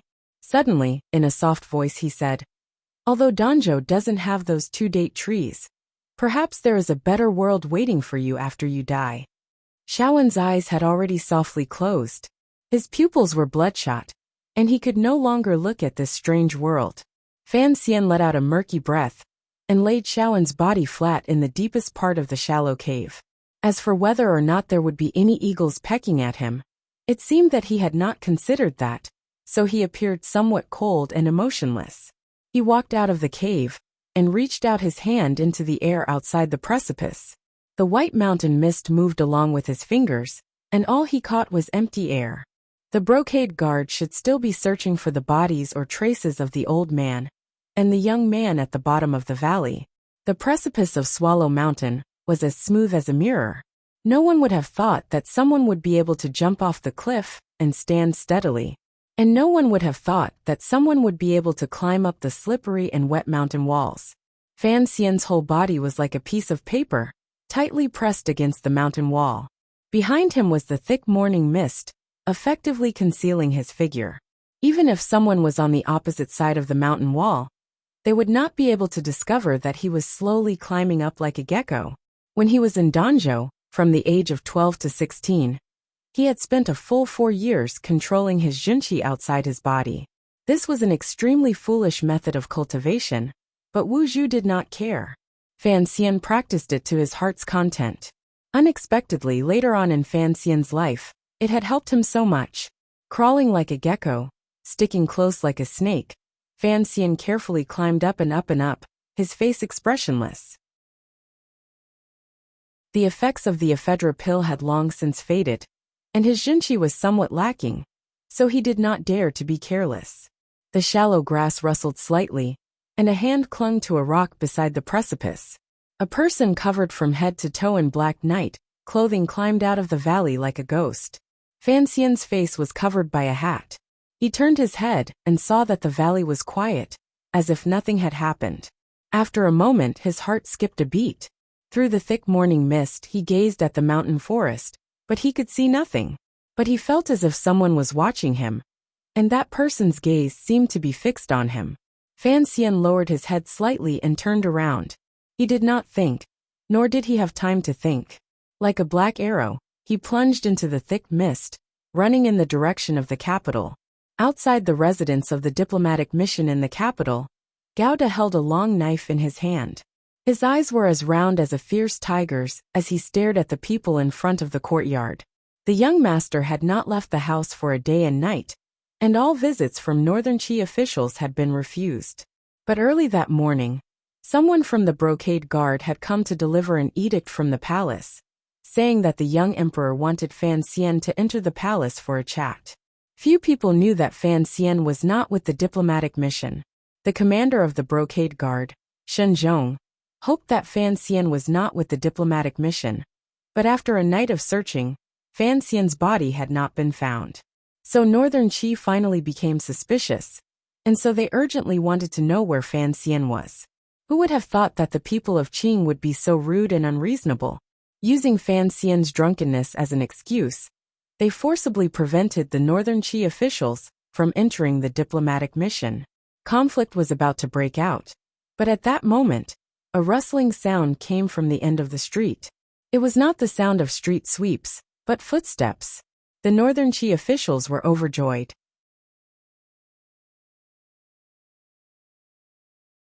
Chapter 244. The morning in Shangjing was bustling. Several groups of people had arrived at the entrance of the diplomatic mission. The Northern Qi officials and the brocade guard parted to make a path. They bowed respectfully to the girl who had leisurely approached. "Greetings, Miss Haitang." Haitang's eyes were drowsy, as if she hadn't woken up yet. Her hands were still in the pockets of her flowery dress. She yawned and asked, "What are you all doing here?" One of the officials hurried forward to report, I have come by imperial edict to invite Sir Fan Xian into the palace, but Sir Fan's bodyguard refused to announce his arrival. More officials from the Brocade Guard and Honglu Temple came forward to report their intentions. In short, they all wanted to see Fan Xian. Haiding was slightly startled. She didn't seem to know that so many things had happened in Shangjing in the past 2 days. There was a trace of confusion in her eyes. Why didn't you announce it? Tiger Guard Gao De knew that although this girl looked like a country bumpkin, she was actually an important figure in northern Qi. More importantly, during the days the diplomatic mission had been in Shangjing, his young master had often wandered the streets with this strange woman, so he didn't dare to slight her. He stepped forward and said in a low voice, Sir Fan drank too much last night, so he is not feeling well. He is resting, and it would not be good to disturb him. Haiding muttered to herself for a moment, then said quietly, Let me take a look. Having said this, she walked toward the front door of the diplomatic mission. These days, she had often come to the diplomatic mission to find Fan Xian, so the people of the diplomatic mission had long since become accustomed to her presence. Seeing her stride inside, Lin Wen, who was standing on the stone steps, couldn't help but feel a trace of panic flash through his eyes, but he didn't dare to stop her. Gao De, however, was wholeheartedly protective of his master. He frowned and gripped the cloth hilt of his long knife. He stood in front of Haitang and said in a low voice, Miss His last word turned into a muffled grunt. Haitang didn't make a move. She just turned her body slightly. Her cloth shoes, which never seemed to leave the ground, made a rustling sound. For some reason, she was already behind Gao Da's Jinqi, which had been accumulating for a long time, couldn't find an outlet. His shoulders trembled slightly, and his eyes shone brightly. Haiding smiled and turned to gently pat his shoulder. A strange expression flashed across her ordinary face. Fan Xian and I are friends. I think he will be willing to see me now. When her palm was about to land on Gao Da's shoulder, an extremely gentle and warm current flowed into him. Gao Da slowly closed his eyes. His right hand exerted strength between his thumb and forefinger. The long saber by his side made a sharp sound as it fiercely stabbed into the stone floor beside his feet. The gravel was slightly scattered, and the tip of the saber was more than 3 inches into the ground. In this exchange, although Gao Da was extremely skilled, he was still no match for Haitang's realm. Moreover, Haitang's identity was rather special, so he was actually unable to make a move and suffered a loss. Gao Da knew that he could not stop Haitang, but he was unwilling to let the young master in the room face Haitang alone. Thus, with a dark expression, he turned and followed the swaying figure into the courtyard. Behind them, the Northern Qi officials and Brocade guards did not follow. As long as Haitang could confirm whether or not Fan Xian was in the room, it would be fine. There was no need for them to take the risk. Good morning, Miss Haitang. Wang Qinian, holding a bowl of salt water and a miniature mace in his hand, appeared in the long corridor of the courtyard that Haitang had to pass through. This trusted aide of Fan Xian had seen Haitang a few times and could be considered to be familiar with her. Haitang smiled slightly. She knew that he was here to stall for time, but she was not in a hurry. What is that in Sir Wang's hand?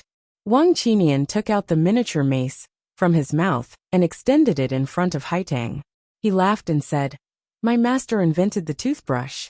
Toothbrush? Haitang was slightly surprised. Brushing your teeth? Yes. Why not use willow branches? Because this thing is easy to use.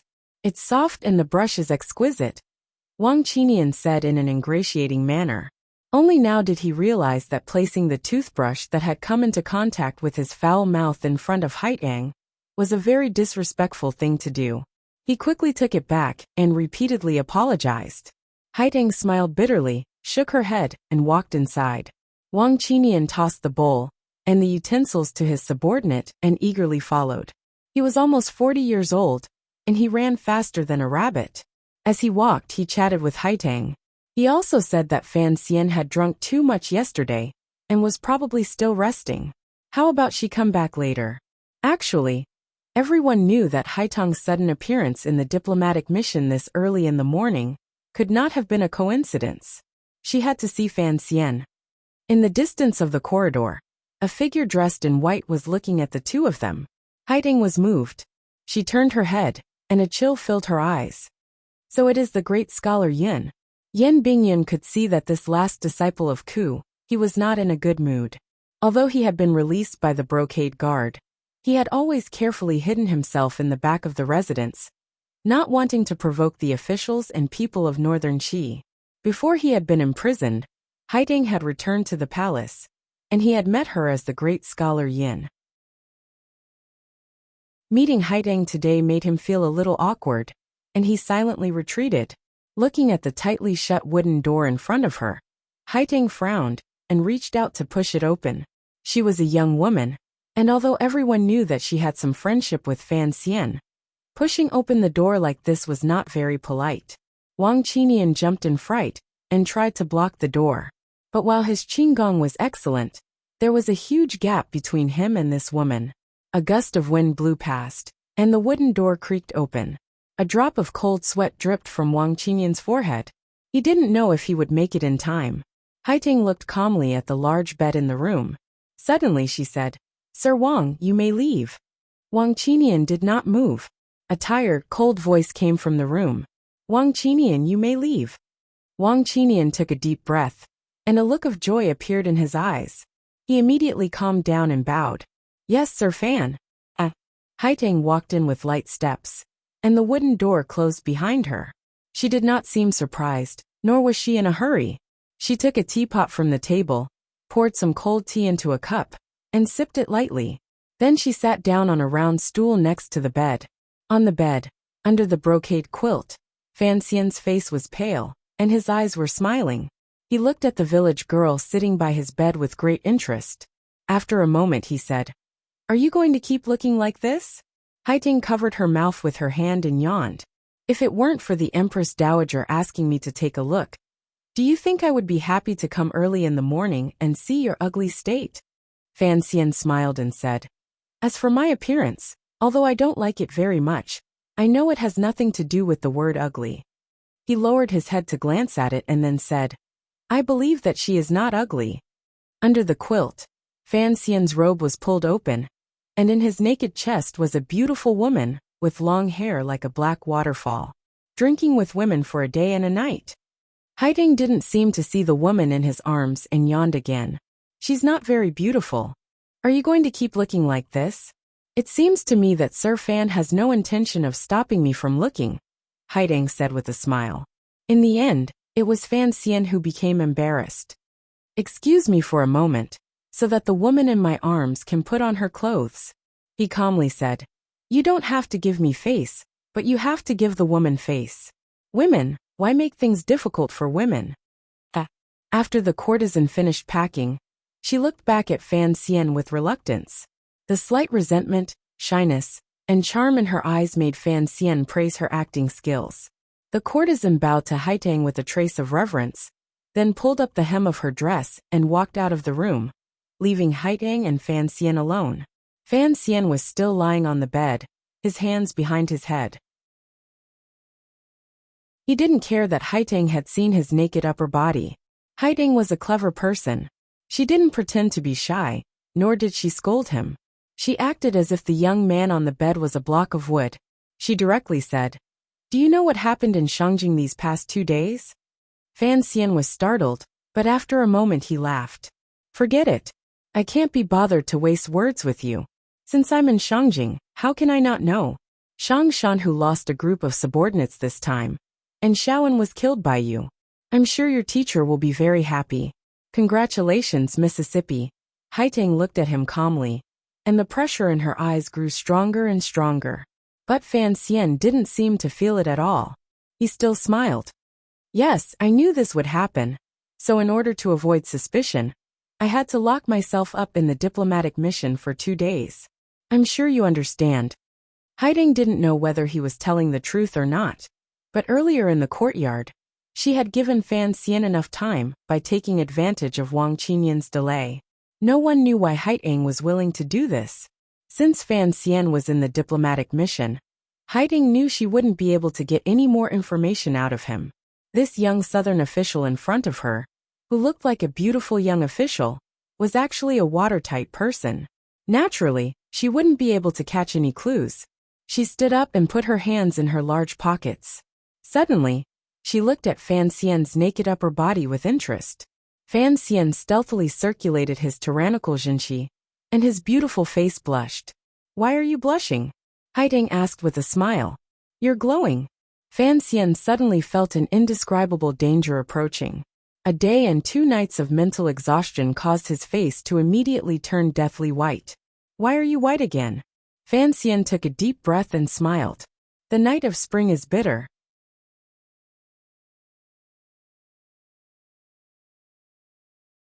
Chapter 245. Isn't the spring night too short? Too long is also a pain. The toothbrush you made. I want one. Fan Xian was stunned. He hadn't expected her to make such a request. He smiled bitterly. "As far as I know, you can buy them on Xiushui Street." Haiding smiled. "Not as good as you. Thank you for the compliment. I didn't think a noble child like you would be willing to spend so much time on such things." Haiding looked at Fan Xian, as if to re-evaluate him. Fan Xian slowly closed his eyes and said, "It is clear that you do not know enough about me." Haiding was silent for a moment. "But I only know that after the Empress Dowager's birthday, you will return home. What about your promise to me?" Fan Xian didn't even bother to lift his eyes. "When I'm done sleeping, I'll come and talk to you." Haiding frowned. "That would be good." Fan Xian suddenly opened his eyes. "I'm not in a good mood today, so I don't want to talk. Goodbye." It was the first time Haiding had seen Fan Xian so cold, but she didn't react. She simply left the room. Fan Xian lay on the large bed. He was clearly very tired, but he still could not fall asleep. His expression appeared calm, but his mind was a mess. Without enough time, he could not digest what he had heard and felt last night. He opened his bright eyes and looked at the embroidered canopy on top of the bed. His gaze seemed to pierce through the ceiling, straight through the clouds, and cast into the farthest sky. Now that they had confirmed that Fan Xian was in the diplomatic mission, Northern Qi naturally wondered who had tried to rescue Xiao In from the precipice of Mount Yan. This question was naturally raised. Lang Tiao, Friar He, and Shen Zhong sat on 3 chairs, their brows furrowed. Of the 3, Shen Zhong had the highest rank, but Lang Tiao was Ku He's first disciple and the young emperor's martial arts teacher, so he had the highest rank. Friar He, on the other hand, was silent. Yesterday, after the 2 of them had worked together to force Fan Xian and Xiao In off the cliff, the brocade guard had begun a secret search outside Shangjing. Unexpectedly, a day and a night had passed without any results. In the morning, when they finally couldn't resist asking for help from the palace to force their way into the diplomatic mission, they found Fan Xian sitting on the bed. "Is it not Fan Xian?" Friar He's pale face turned even paler. The poison on his thigh had been purged, but it had also cost him a lot of energy. Lang Tiao closed his eyes and said, "That person must be Fan Xian. He is good at using poison and needles. Other than him, who else could it be?" Friar He frowned. "But that person looks different from Fan Xian." Lang Tiao opened his eyes and said, "People can be disguised." Lang Tiao's status was special, so when he spoke, no one doubted him. But in reality, Fan Xian was perfectly fine in the diplomatic mission. If he had been the one who had fallen off the cliff, how could he have remained in one piece? Unless he was an immortal. Xinzhong couldn't help but doubt Lang Tiao's judgment. But on the surface, he maintained the benevolent countenance of a wealthy old man. The most likely culprit is Fan Xian, because Shang Shan, who is colluding with a southerner. Only a southerner would know so much about this matter. It can't be one of the aces of Dongyi. Seeing Friar He shake his head in disagreement, Shenzhong chuckled. Of course it could be someone else. Other than Fan Xian, who else could it be? Lang Tiao said in a low voice. He didn't like dealing with the heads of secret agents. If it weren't for the fact that Xiao In was involved, he wouldn't have left the palace to help the brocade guard. Shenzhong glanced at Lang Tiao. With a face full of smiles he said, Sir Lang Tiao, the Qing kingdom also has many aces. As for the problem of methods, I think you have heard that there has always been an assassin by Chen Pingping's side called the Shadow. However, no one has seen him, and no one knows his methods and style of doing things. Since Fan Xian is the commissioner of the Overwatch Council, then he must have some connection to the Shadow's methods. If that's the case, then the one who attacked the cliff was not Fan Xian, but the Shadow. The Shadow was Chun Pingping's bodyguard. Although no one had ever seen him, as the head of the Northern Qi secret agents, Shen Zhong naturally knew of his existence. It doesn't matter who it was. Friar, he sighed. The most important thing right now is to confirm whether or not Xiaoan is dead. Xiaoan is dead, Lang Tiao said calmly. When the black-clothed Fan Xian attacked to save Xiaoan, Lang Tiao turned around and stabbed his curved knife into Xiaoan's abdomen. He was very confident that the force of the knife's tip had cut off Xiaoan's life in that instant. Shen Zhong smiled. That's good. The Imperial Advisor and the Empress Dowager will be very satisfied. I thank you both. Once again, the sun was about to sink below the western city wall of Shangjing. Just like every day for thousands of years, the slightly hot wind swirled around the slightly withered leaves and crashed into the various houses in Shangjing. It swirled past people's bodies and swept past the silent tree trunks. After nightfall, the wind gradually cooled.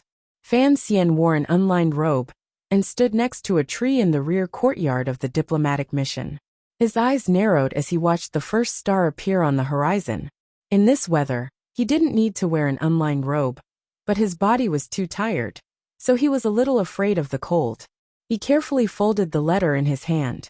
He didn't use the strength of his palms to shatter it like he usually did, because this letter was not a secret letter from the council. It was just an ordinary letter from home. The letter was written by Wan Er. Although news from home had been continuously spreading to the north, this was the first time Fan Xian had received a letter from his wife. Presumably, she had been waiting at home a little anxiously. His father-in-law, the prime minister, had already stepped down, and Debao had already been brought to Fan Manor. Ruorua was as calm as usual, as if she hadn't been disturbed by the rumors of marriage. His father was busy with court affairs. These were all the contents of the letter. At the end of the letter, there was nothing about longing, nor was there any urging of a certain person's journey. There were only a few lines. The summer night wind has stopped, and I am troubled in my dreams. I know that you will not return, and my black hair grows longer. How long has it been since we parted? Thinking of you is like 3 days. Why have you come? To bury your head in your books. Thinking of you is like 3 days. Yesterday, today, and tomorrow. Fan Xian smiled. He could feel the faint longing in the letter, and the woman's rare relaxed mood. He felt a little comforted. These days, he had been busy with many conspiracies, and inevitably his longing for the woman at home had faded. Occasionally, when he thought of her, he felt a little guilty. He and Haitang had arranged to meet the day after tomorrow, and for some reason, he was now looking forward to this meeting. This was definitely not a problem between a man and a woman. It was just a very pure kind of hope. Fan Xian wanted to find someone to talk to. More accurately, after his conversation with Xiaoan, he needed to talk. But there was no one to talk to. This strange and wonderful feeling lingered in his heart. On that rainy night in the capital of the kingdom of Qing, after the chest had been opened, Fan Xian had thought that he would no longer be lonely in this world. After all, the smell and traces of that woman were everywhere in this world. But now he truly felt that he was still lonely, because that woman had already disappeared without a trace. Xiaoan was right. I really am a heartless person, Fan Xian thought to himself. Fan Xian thought to himself that he was a man without friends. He shook his head and walked into the side room. There were only 3 people in the room: Fan Xian, Yin Bingyin, and Wang Qinian. This was the last internal meeting of the Overwatch Council in Shangjing. Yin Bingyin looked at Fan Xian calmly. Master Fan, have you gotten anything out of him? This was a situation that Fan Xian had already anticipated. He had used all the power of the Overwatch Council and Xinyang to obtain such a clever death trap. As an official of the Kingdom of Qing, everyone was naturally eager to know what secret Xiaoan was talking about. He frowned. I acted too late. Xiaoan is dead. A strange look flashed through Yin Bingyun's eyes, but he immediately returned to normal. He shook his head and sighed. I've planned for so long, but nothing has come of it. What a pity. Fan Xian smiled mockingly. The old cripple has been working for 20 years and still hasn't gotten anything out of him. Do you think I'm an immortal? In his conversations with Yan Bingyan, he would purposely refer to Chen Pingping as an old cripple. This was a very impulsive, even clumsy threat. But when dealing with someone as intelligent as Yan Bingyan, this kind of impulsive method was often more effective. He turned his head to Wang Qinian. Prepare for the return journey. Yes, sir, replied Wang Qinian in a low voice. He paused for a moment, then frowned. Master, what do we do with the impostor who was left in the room yesterday? Fan Xian knew that he meant to silence him, and he felt a little uncomfortable. Bring him back, of course. Yan Bingyan shook his head in disapproval. What if the Northern Qi people find out? What if they find out? Fan Xian stared at Yan Bingyan's face and said mockingly. Of course we'll do nothing. Even if they find out, what can they do? You've been locked up for a year, and your courage has shrunk. Yan Bingyan and Wang Qinian looked at each other. They realized that Fan Xian was in a bad mood today, and so they tacitly kept their mouths shut. Fan Xian looked at the two of them and suddenly sighed. Do you think Haideng can't tell? She just can't do anything to me. Wang Qinian then asked for instructions on the return journey. Fan Xian was silent for a moment, then slowly said, Once the Empress Dowager's birthday banquet is over, we'll leave immediately. I'm a little homesick.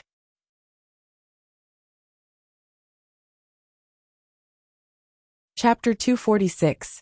Wang Qinian accepted the order and was about to leave to make the arrangements, as well as discuss the matter with Lin Wen and Lin Jing.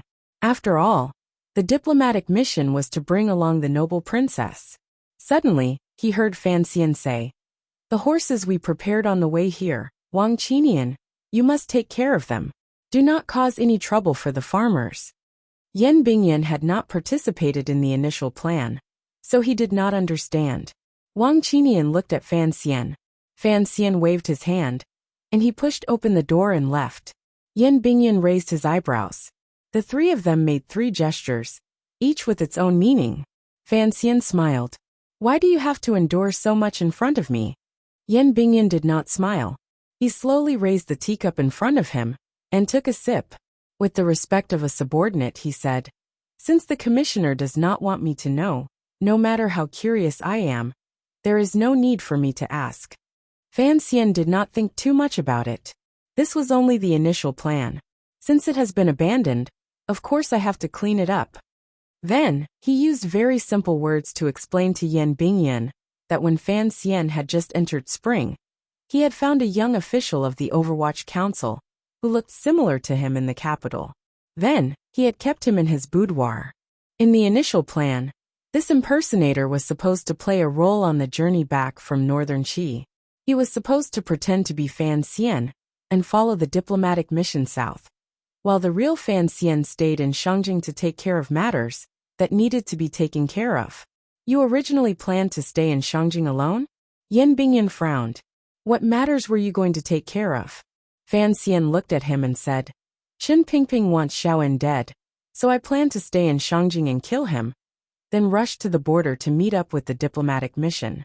That way, if Xiao En dies, the Northern Qi people won't be able to pull a fast one and slaughter our diplomatic mission. Yan Bingyan asked, You were talking to Sir Wang about the horses along the way? Fan Xian smiled and explained, Before the diplomatic mission departed from the capital, I had already asked some people in the council and some people in the palace treasury to help raise some good horses for the journey south.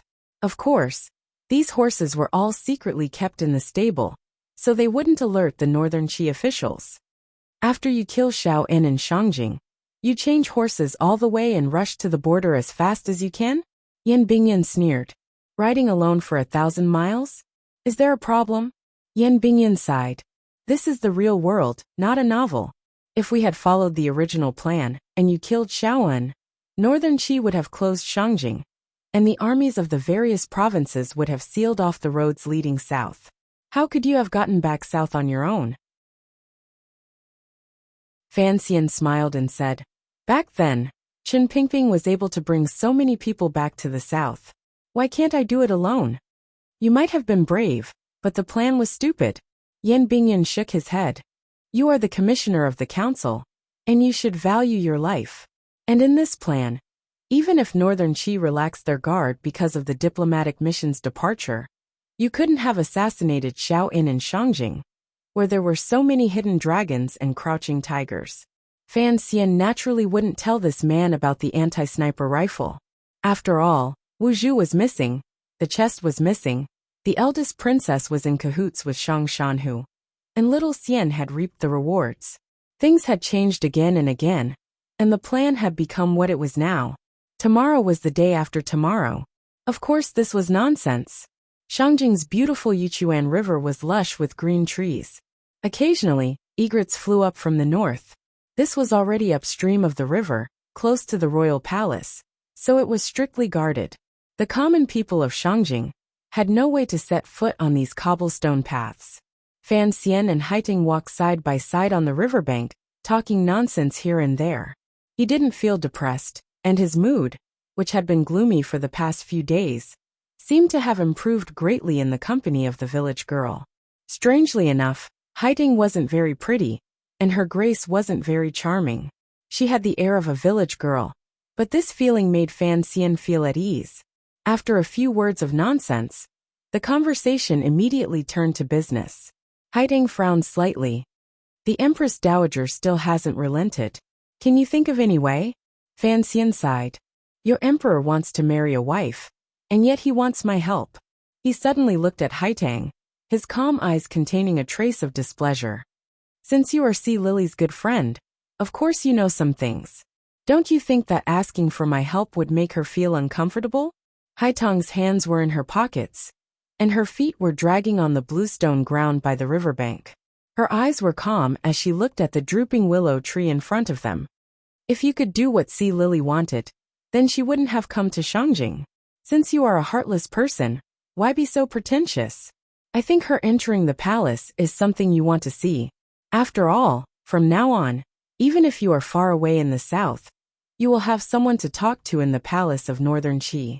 Fan Xian had never expected her to tell him everything so thoroughly, not giving him a chance to hide anything. His heart trembled, and he was a little embarrassed. He felt as if the thin layer of clothing on his body had been stripped off, revealing the selfishness and heartless beneath. After a moment of silence, he smiled bitterly. I am only an official. I don't have enough power to change everything. So you tacitly allowed this to happen. Haitang's tone wasn't aggressive, but there was an inexplicable sense of oppression in her open and above-board manner. If that's the case, there's no need to say more. Fan Xian shook his head. Once she enters the palace, her hair will turn white. You and Sea Lily are sisters. How could you bear to see her enter the palace? His Majesty is a good man. Haiting smiled. And Lily is a citizen of Qing. If she wants to live in Shangjing, it seems that only the palace can shelter her from the wind and rain. Suddenly, Haiting turned her head, and Fan Xian saw a spirit in her eyes that was even brighter than the light of the lake. In Fan Xian's life, the brightest eyes were Yi Ling, and Haitang. But Yi Ling, eyes were bright and innocent, and Haitang's eyes were bright and full of understanding and indifference after seeing through the affairs of the world. Master Fan, don't you find it tiring to live a life of scheming and scheming all day long? Fan Xian lowered his head slightly. After a moment, he resolutely raised his head and put his hands behind his back. His upper body didn't move, but his lower body moved slightly. Like Haitang, he swayed on the bluestone path by the river. He spoke abruptly. In this world, not everyone can be as free and unfettered as you, because each of us has our own goals. Perhaps you just want to grow a few good vegetables and take care of the fields. But I have to think for myself, for the people around me, for the present, and for the future. Having said this, he took out a letter and handed it to Haitang. I'm not a man of great wisdom. At most, I'm a little clever. Take a look and see if this method works. Haitang opened the letter and read it carefully in the daylight. After a long silence, she took a deep breath and looked at Fan Xian with her bright eyes. There was a strange look in them. Will the Empress Dowager believe me? If the Empress Dowager doesn't want to fall out with the Emperor because of this, then all she needs is face and a way out. Whether she believes me or not, these two things will be convincing enough. Fan Xian's plan was actually very simple. In the history of that world, he remembered clearly how Emperor Wu of Han had been hooked by Lady Go Yi. At that time, Emperor Wu was patrolling Hejian. Suddenly, a magician claimed that there were auspicious clouds there, indicating that there must be an extraordinary woman living there. After hearing this, Emperor Wu immediately ordered a search, and indeed, the beautiful girl was found. However, although she was beautiful, she had been ill since childhood. She rarely ate, and her hands were clenched into fists. No one could make her stretch them. Emperor Wu was captivated by her beauty and personally tried to bend her fists. Then a miracle happened. Her hands easily recovered to their healthy state. Even stranger was that in her right hand, there was still a small jade hook tightly clenched. Emperor Wu was very happy. He immediately brought her into the palace and gave her the title of Lady Fist. Later, she became Lady Go Yi. Who is this emperor you're talking about? Haiding asked. Fan Xian smiled. It's a story I made up. He paused and said, of course it's fake. Emperor Wu of Han is not an idiot. Maybe he came up with this. Haiding was a little naive when it came to matters between men and women. She hesitantly asked, then what should we do? Fan Xian shook his head in annoyance. Who are you? He asked. Haiding subconsciously fell into silence. Fan Xian was startled. He wondered if this girl, who wanted to study the way of heaven, had been dragged into a philosophical problem. He quickly coughed and said, you are Ku He's disciple, and Ku He is the imperial advisor. If Ku He said that there were auspicious clouds in the west of the capital, and that there was an extraordinary woman beneath them, it would be much more convincing. Haiding smiled bitterly. Why would master play along with me? Fan Xian snorted in his heart. Your master dared to eat human flesh, and has always doted on you. It's not too much to play along with you. Haiding continued to ask, but everyone in Shangjing knows Lily's identity. It's impossible to hide it. Fan Xian smiled. Take Miss C to the Temple of Qi for a few months. It would be best if she could become a nun. What does that mean? She worships the temple wholeheartedly, and does not think of marriage. And then, when the matter has died down, she will be sent to the palace. What is done cannot be undone. She will be carved into a ship. That's it. There are some details in the letter. Pay attention. Of course, if you can convince the imperial advisor to take Miss C as a disciple, that would be even better. Master Fan, these suggestions seem absurd and ridiculous, but if you look at them carefully, they are indeed feasible. Haiding bowed slightly and thanked Fan Xian. Fan Xian couldn't help but smile. This was the successful experience of Wu Zetian and Yang Guifei from his previous life. Of course it was feasible. Of course it was feasible. But there was still a big question in his heart. Why did the emperor want Si Lily to enter the palace? Why did the Empress Dowager not allow her to enter the palace? Haiding must know the secret, but she certainly would not tell it to an official from another court. Suddenly, Fan Xian's heart skipped a beat. He thought of the young emperor's demeanor when he entered the palace a few times. He couldn't help but have an extremely absurd and daring idea.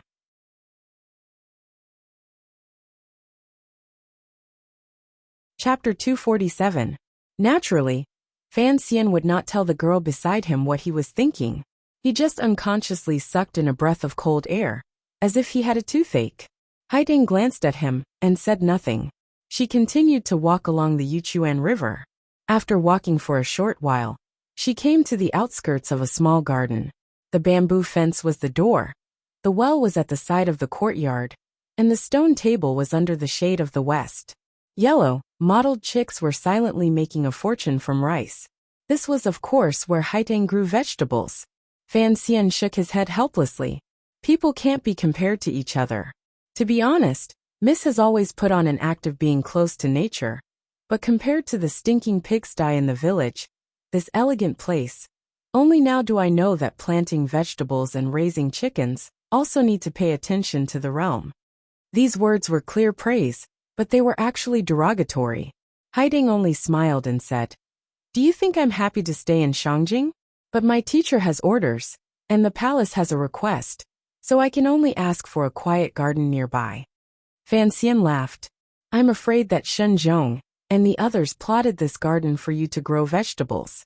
What kind of good people and rich gentry did they harm?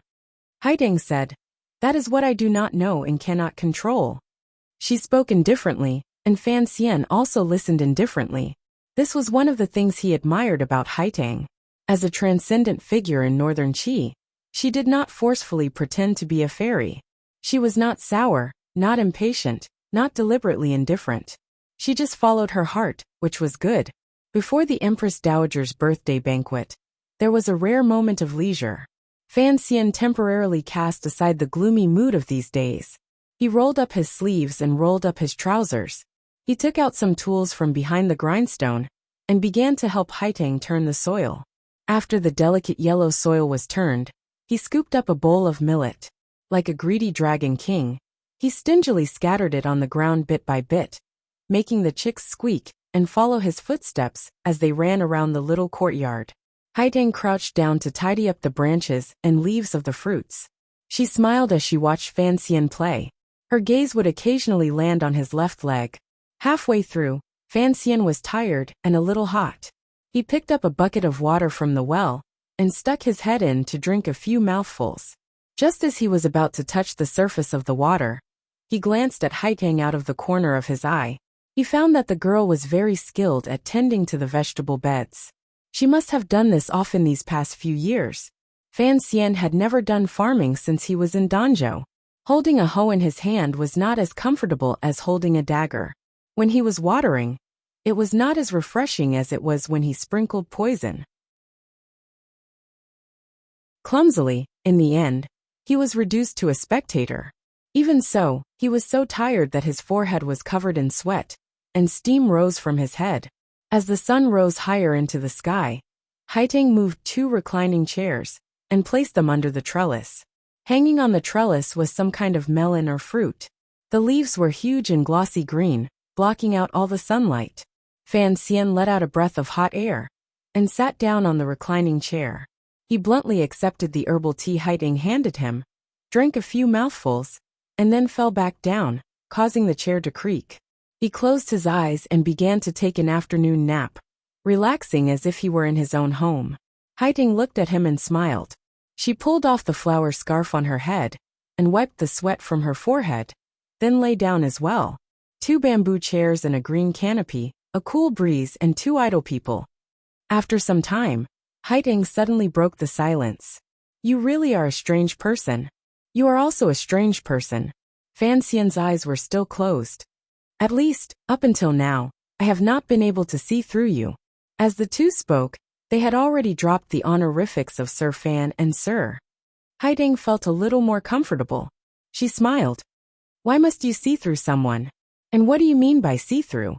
Everyone does certain things for a certain purpose. A smile rose to the corner of Fan Xian's mouth. And I do not know what your purpose is. My purpose? Haitang fanned herself with the flower scarf. Why must one live with a purpose? Fan Xian closed his eyes. He stretched out a finger and shook it. Living is not about having a purpose. Everything we do, everything we want to achieve, is for the sake of living. Haitang said, I'm not used to talking in circles like this. I'm just talking nonsense, that's all. Fan Xian stretched. I really like talking nonsense with you. It's a feeling that allows me to convince myself that I am indeed living, and not being controlled by the purpose of living. Haitang spat. You're still talking nonsense. I just like your way of doing things. After saying this, Fan Xian couldn't help but laugh. People like you and I who have no friends always want to find someone to talk to. Sir Fan, your talent is unparalleled, and your name is world-shaking. How can you not have friends?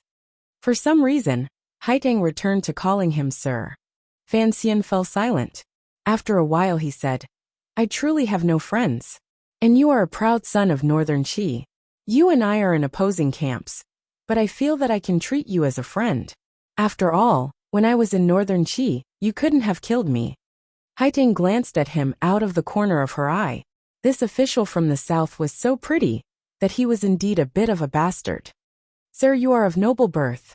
After entering the capital, you have flourished. Your life has been straightforward, your career unhindered. The monarchs of both countries value you. What is there to be dissatisfied with? Lonely. Lonely. Fan Xian didn't seem to think that these two words were a bit pretentious and nauseating. Haiding laughed. Sir Fan, you have someone as powerful as Yin Bingyun under your command. In the south, you are a powerful official of the Overwatch Council. You have a beautiful wife, and your sister is a famous talented woman. Your father is in a high position, and the people you associate with are all outstanding. How can you be lonely? A father is a father, a wife is a wife, and a sister is a sister. Yin Bingyun is a subordinate, and the people I associate with all have conflicts of interest. Fan Xian didn't know why he was so magnanimous in front of Haiding. You can think of me as pretending to be lonely, or pretending to be desperate. In any case, my position as an official is not easy and my son is not happy either. Haitong's eyes were as bright as the sky. Sir Fan, could it be that you want to be friends with me? Let's not talk about friends for now, Fan Xian said. At least staying with you is more relaxing. This is an enjoyment that is hard to come by for me. What if I have other plans for you? You won't, Fan Xian replied with great confidence. Sir, you seem to have forgotten that there is enmity between us. It doesn't matter. At least right now. If someone wants to kill me, you will certainly help me. Fan Xian's long-hidden weariness finally revealed some of it. Sir Fan, I've always been curious. Why? Why were you willing to come to Northern Qi? Haiding looked at him with a smile. Actually, the affairs of the southern officialdom were no secret in the north. Of course, she knew about the mysteries and the relationship between the emperor's family. Fan Xian laughed. I'm not telling you. Haiding was speechless. Fan Xian turned over and got off the deck chair. He stretched. I'm hungry, Haiding replied. There is rice in the house, water in the well, and vegetables in the garden. You can make it yourself. Fan Xian sighed. When a man says to any woman other than his wife that he is hungry, he is usually saying that the liquor bug in his stomach is hungry. The most luxurious, quiet, and well-organized restaurant in Shangjing was the Centenary Pine House. Today an honored guest had arrived. This guest was quite expensive, so the owner of the Centenary Pine House personally waited outside. He respectfully asked all the guests to leave, leaving behind a spacious and quiet 3-story building. The owner of the restaurant was naturally surprised, but the owner did not explain. He was also a high-ranking person with informants in the court. He had long seen through the identity of the man and woman. The man was the immortal poet of the southern court, and the woman was the emperor's aunt. The two of them together were characters who could take a stroll on the stone streets of the palace, let alone a restaurant. In a private room facing the street, Fan Xian squinted at the scenery as he poured wine into his mouth. After drinking 3 cups, he frowned and called for the owner to come in for a change. The owner saw that his complexion was not good, and immediately gave up on the idea of asking for the immortal poet's calligraphy. He went to Northern Qi's most famous green rice. Fan Xian took a sip and nodded. Haiding was a little annoyed.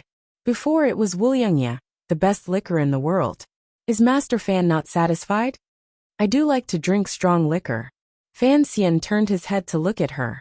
His expression was a little strange. But right now, I don't want to drink Wuliangye, because there's something else about it. I can't relax too much.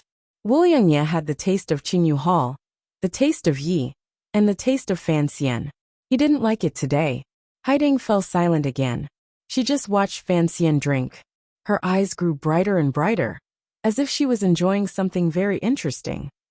As he got tipsy, Fan Xian's eyes became a little hazy, and his smile became more relaxed. Don't you think I've lived a happy life, and yet I'm pretending to drown my sorrows in wine? Is that funny? Young people don't know the taste of sorrow. Fan Xian tapped his chopsticks on the bowl and sang. This was the first poem he had copied since his reincarnation. Now that he thought back to the past, he felt even more complicated. He sang softly again. Stay in Qing, suddenly meet my benefactor. Fortunately, mother, accumulated a shady merit.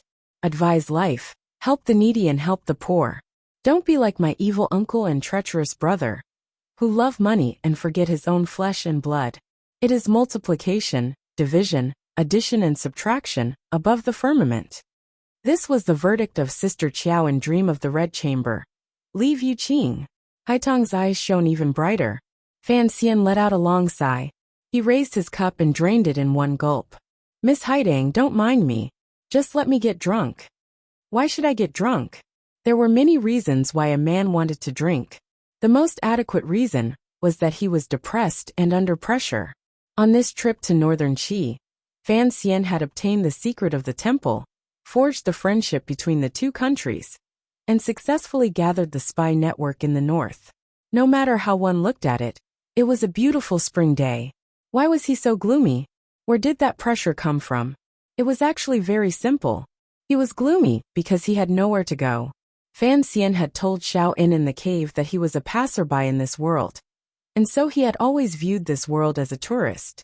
Even after 18 years of ups and downs, he still felt somewhat estranged from this world.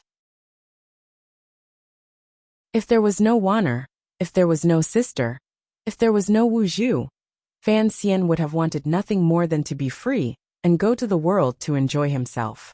The pressure came from the conversation in the cave. Chen Pingping had made Fan Xian set his sights higher, even higher than the world. After Fan Xian found out where the temple was, he began to understand. He began to bear this pressure alone. And this secret, which concerned the world, had squeezed Xiaoan for decades. Who knew how long it would continue to squeeze Fan Xian? If he went to the temple, of course he would die 100 times and survive. What about the people he wanted to protect? If he did not go, he would never know what had happened in the past. Fan Xian was very angry. Before he knew, he wanted nothing more than to dig Xiaoan's head open. Now that he knew, he wished he never knew. Originally, for the sake of safety, he should have returned to the capital and enjoyed a few years of glory in the officialdom and the business world, and buried the matter of the temple forever in his heart. But he was always somewhat unwilling, so he somewhat hated himself for thinking so much about Yi Qingmei and the mother of this body, so he did not want to drink the 5-grain liquor. He even looked at the glass in his hand and felt the urge to throw it to the ground and shatter it. The verdict given to Qiao Jia in Dream of the Red Chamber really seemed to be written for him. Fortunately, he had been reborn. Fortunately, he had met his benefactor. Fortunately, he had his mother, who had accumulated a shady skill, allowing him to easily and effortlessly obtain a large sum of wealth and the help of a large group of powerful people. What should he do in the remaining years of his life? Haitong's bright eyes seemed to be able to see through a person's heart. She slowly said, "Advise life, help the needy and comfort the poor." Fan Xian was startled awake. Although he knew that even if he was dead drunk, he could not reveal his secrets in front of anyone, but why would Haitang say this? In truth, Haitang had only said this by chance. She looked at Fan Xian's slightly deranged expression and thought of the legendary banquet in the palace of the Southern Dynasty, when the immortal of poetry first appeared in the world. She thought that Fan Xian's path of life had been set, and endless prosperity had come along the way, but he had developed a world-weary and decadent heart. This kind of situation was very common in scholars, so Haitang had said this quietly, purely from the bottom of her heart. She wanted to advise Fan Xian to wholeheartedly serve the people of the world, because Haitang had always believed that Fan Xian was, in his bones, a scholar. The world is bustling with activity, all for the sake of profit, Fan Xian said mockingly.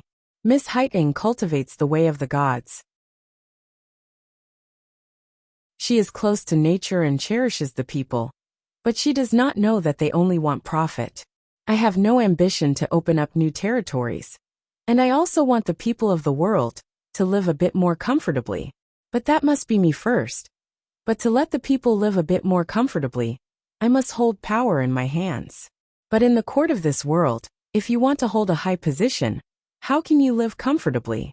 Haitang heard the cold intent in his words and was slightly startled. Master Fan, you hold power in your hands. Please remember the word righteousness. Too vulgar, too vulgar.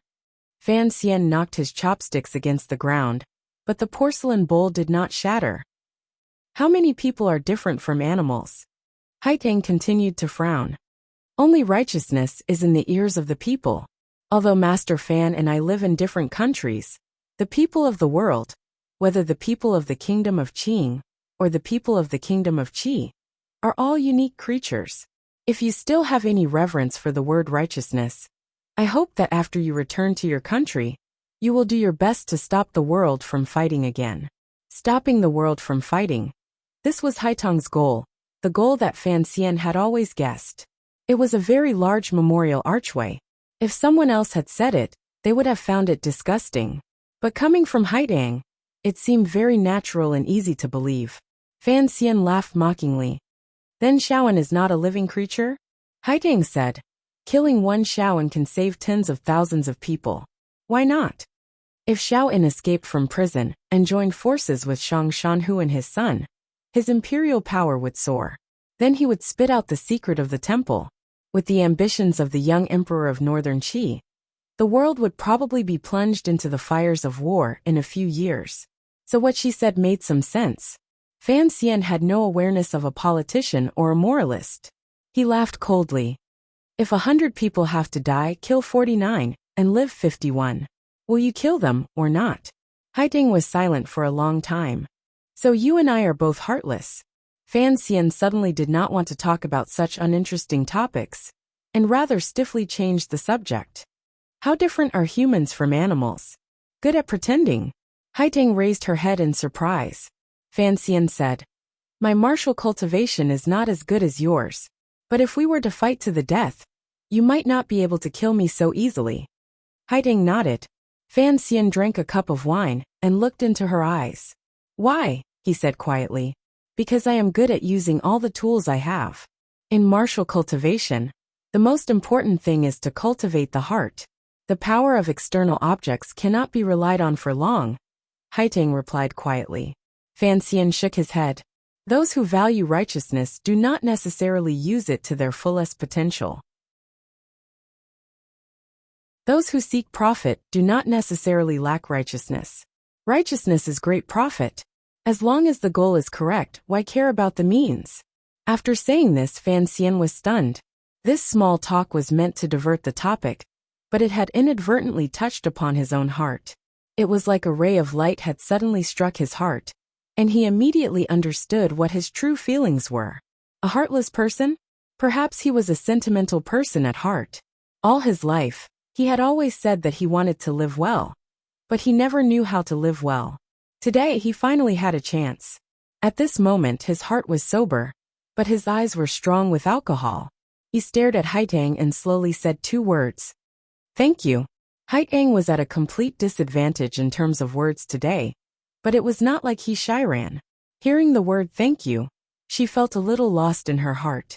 Looking at the determination in Fan Xian's drunken eyes, she suddenly felt a little uneasy. She thought for a moment, and her eyes became clearer. Given your talent, the South will be a good stage in the future. Since you do not wish to fight, you are my friend. I hope that when you rise to the 1,000 mountains, you will be careful and think of the people. Do not have the slightest complacency. This is the right path. Fan Xian gently placed his wine cup on the table and said quietly, Don't worry, I have just started. Other than Ku He, Haitang was the #1 ace in northern Qi. With such a beautiful woman guarding him, all of the hesitation in his heart was dispelled. Fan Xian drank to his heart's content. Although he was a bit childish and refused to drink wuliangya, he had drunk too much green rice. In the end, his throat was dry and spicy, his chest swelled, and his mind was muddled. He floated back to his senses and happily collapsed on the table. This was the first time since Fan Xian had opened the chest that he had become so drunk that he had lost consciousness. It was in a restaurant in the enemy country of Shangjing, and in front of Haitang, who he did not know was friend or foe. Acting like this was really old-fashioned and stupid. You really are a person who cannot be seen through. Haitang looked at Fan Xian, who had collapsed on the table, and was sleeping sweetly like a child. She smiled. I have always wanted to see Sir Shuachen.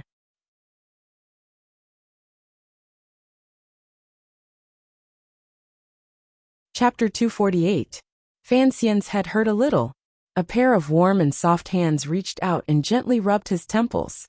He was slightly startled, but his eyes were still closed as he asked, "Where is this place?"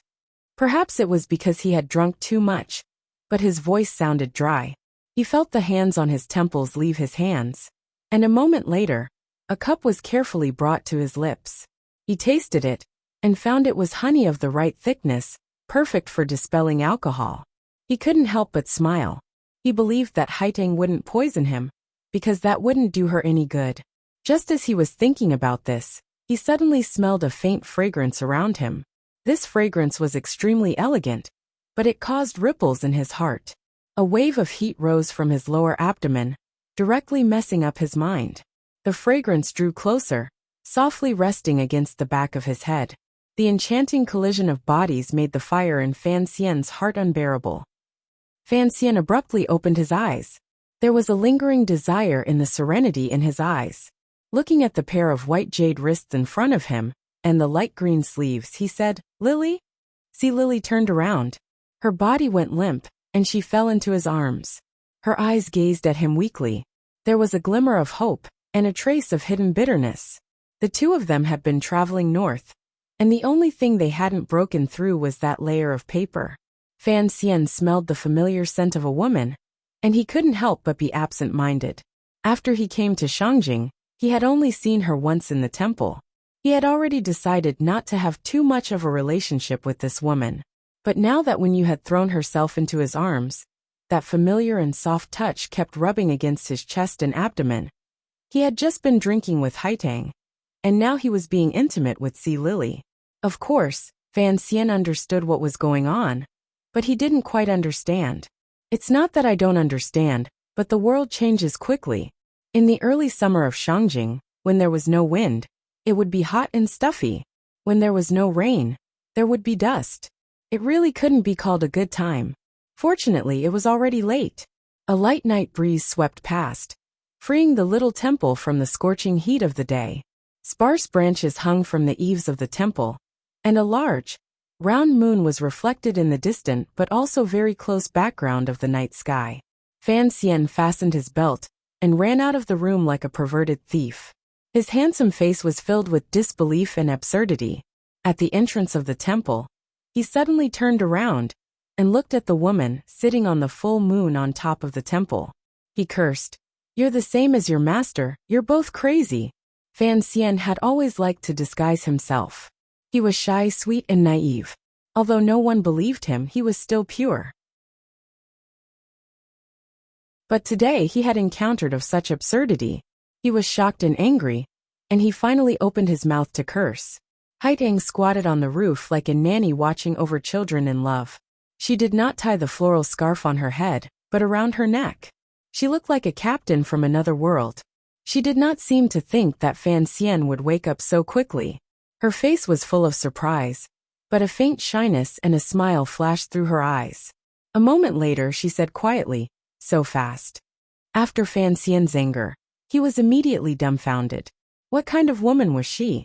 Haitang seemed to immediately understand. She patted her head with some self-blame. "How could I forget that you are Fei Jie's disciple? If I had known earlier, I would have increased the dosage when I drugged you." The moonlight moved slightly, and the sparse branches trembled. Haitang floated down without stirring up a speck of dust. She landed lightly by Fan Xian's side. She turned her head and looked at the inner room with a smile. She pushed open the temple door and signaled for Fan Xian to go out with her. Outside the temple, it was completely dark. In the distance, frogs croaked from the pond. It was a farmhouse atmosphere, but Fan Xian's heart was filled with resentment. He coldly asked, "What drug did you give me?" "Aphrodisiac," Haitang said matter-of-factly. "The best kind in the palace." "You." Fan Xian stretched out his index finger and pointed at her nose, which was straighter than most women's. He felt the urge to smash her nose. "I am an envoy of the kingdom of Qing. She will soon be your emperor's woman. How dare you?" Haitang's face immediately grew cold. "Master Fan, when you drugged me by voodoo, why didn't you feel like you were a coward? Then we were enemies. Today we are friends. How could that be?" Fan Xian immediately seemed less confident. Haitang smiled. "When we were in the palace, what did you say?" Many days ago in the palace." The antidote you gave me last time was too much orange peel. It was a bit bitter. Haitang was intoxicated by the sunlight. Fan Xian smiled. He knew that she had seen through his tricks that day. He said quietly, I am the commissioner of the Overwatch Council. I am not a sage who seeks the way of heaven. It is normal for me to use some tricks. I hope you do not mind. Of course, if you do mind, you can also give me that drug.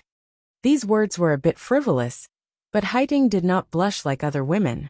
She said lightly, If there is a chance, I will naturally use it. If there is a chance, I will naturally use it. If there is a chance, I will naturally use it. Fan Xian, with his amazing memory, of course remembered this sentence clearly.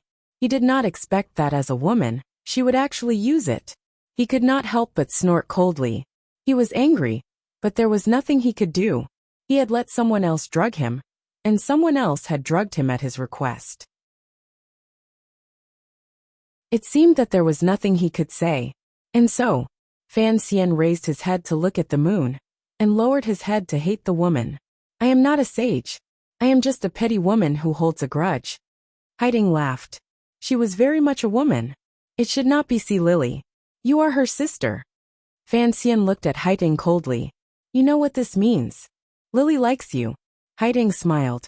You do not dislike Lily, so we sisters think this is possible. Actually, after knowing that Fan Xian was the Mr. Chow who wrote Story of the Stone, Haitang was even more certain of this idea. Fan Xian suddenly fell silent, thinking of something.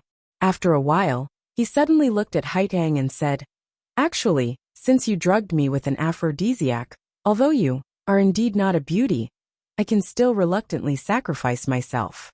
Why drag Miss C into this? No matter how carefree and natural she was, no matter how uninhibited she was, in the end, she was still a young girl. Hearing this, she couldn't help but become angry. Her bright eyes stared fiercely at Fan Xian like a she-wolf in the middle of the night on a wasteland. Fan Xian let out a breath of resentment, and immediately recovered his calm. Narrowing his eyes, he said, I can just pat my butt and leave. Be careful of your teacher punishing you. Haitang took a deep breath and suppressed her emotions. She said calmly, I hope you will forgive me for plotting against you today. Fan Xian said expressionlessly, You can plot against me a few more times. No man would refuse such luck, but you can forget it. Haitang was no longer angry. She only said quietly, The day after tomorrow, there will be a banquet in the palace. There will be a martial battle. You should prepare first, sir. After the banquet, I will leave for home. Fan Xian stared at Haitang's ordinary face. It was strangely strange. I cannot stay in Shangjing. There are urgent matters at home. Arrange for me to meet with Miss C again. Haitang bowed slightly and silently agreed. She then watched Fan Xian's figure gradually disappear into the darkness. As he passed by a ridge, Fan Xian stumbled slightly and almost fell. Perhaps it was because he was uneasy, but seeing his hands fumble in his robe, she realized that his belt had not been fastened properly. The immortal of poetry of a generation, the future minister of a generation, the most embarrassing scene of his life, happened inside and outside the most remote temple in Shangjing. Haitang smiled. Her bright eyes were full of joy. No one knew why she was so happy. Returning to the diplomatic mission, Fan Xian's eyes were serene. He did not look the least bit embarrassed, nor did he show the anger he had earlier. Living in this world, it was difficult to avoid being schemed against by others, unless you were a perfect person who could see through the hearts of others. He did not expect Haitang to have such a reckless side. He also did not expect her to act so boldly and decisively. This kind of gambler was not much different from his own. Only 4 in total. He had already taken a bath, and was half leaning on a chair. But he still smelled a faint fragrance on his body. He could not help but think of that girl, and a faint feeling welled up in his heart. Even though he was a cold and hard person, he could not help but narrow his eyes. He began to calculate how this matter would affect that girl. Perhaps what Haitang said was true, but what of it? Yan Bingyan frowned and looked at him. Fan Xian was his superior, the official commander of the diplomatic mission. Just as the diplomatic mission was about to leave the kingdom of Qi, he had disappeared without a trace for an entire day. There were many things he could not ask for instructions on. Although the news in the afternoon confirmed that he was having a drinking contest with Haitang, who rarely appeared in front of people. Where did he go? Why did Master Fan look so strange today? Yes. In 4 years, only 4 concubines entered the palace, Yin Bingyan replied. The Northern Qi Emperor has practiced the way of the heavens since he was a child. Looking at his style of governance, he can be considered a wise ruler. Anyone with great ambitions would naturally not be interested in the affairs of men and women. The Northern Qi Emperor should not have any children yet, right? Fan Xian asked with his eyes closed. The emperor is still young, and the palace is not in a hurry. Not in a hurry? Forget it. Go and have Wang Qinian make arrangements for the palace entry the day after tomorrow, as well as the return trip. Fan Xian snorted in his heart and waved his hand for Yin Bingyan to leave. Yin Bingyan looked at him with some confusion. He knew that the commissioner had many secrets that he had not revealed. It was true that although Fan Xian was the commissioner of the Overwatch Council, there were many things he would not tell anyone. For example, tonight's matter or the possibility of the Northern Qi Emperor being attacked. Fan Xian's fingers were still cold. Only now did he realize that he was not as brave as Haitang. The main gates of the palace slowly opened. The beautiful palace, hidden in the green mountains, with its black eaves and flowing waterfalls, once again appeared in front of everyone. Fan Xian looked coldly at the unfamiliar Northern Qi officials and calmly walked into the palace. He then greeted Wei Hua and the other officials from the office of the Grand Herald, who he was familiar with, and was politely invited into the Great Hall by a eunuch. The Great Hall was quiet. The clear water beside the long imperial path was calm and unruffled, and the fish in the water swam naturally. The Empress Dowager and the Emperor sat high up on the imperial platform. Below them were a dozen or so tables. The people sitting there were all high-ranking officials of Northern Qi. Ordinary officials only had the right to eat in a side hall. As the head envoy of Qing, Fan Xian sat high up on the first table to the left. Other than Gao Da, who was standing steadily behind him, the only other people in the diplomatic mission were Lin Wen and Lin Jing. Sitting opposite the diplomatic mission were the Grand Tutor and the Prime Minister of Northern Qi. Fan Xian glanced at the Grand Tutor. He knew that he was Zhuang Mohan's most famous student. He had not expected him to be so young. After a series of formalities, the birthday banquet finally began. The Empress Dowager of Northern Qi was actually still very young. Although there were some wrinkles at the corners of her eyes, she still had the pure beauty of a noble woman. But Fan Xian knew from the matter with Xiao En that this woman was actually an extremely cruel and merciless person. Thinking of Xiao En, he subconsciously tilted his head. Shang Shan, who was sitting at the table next to him.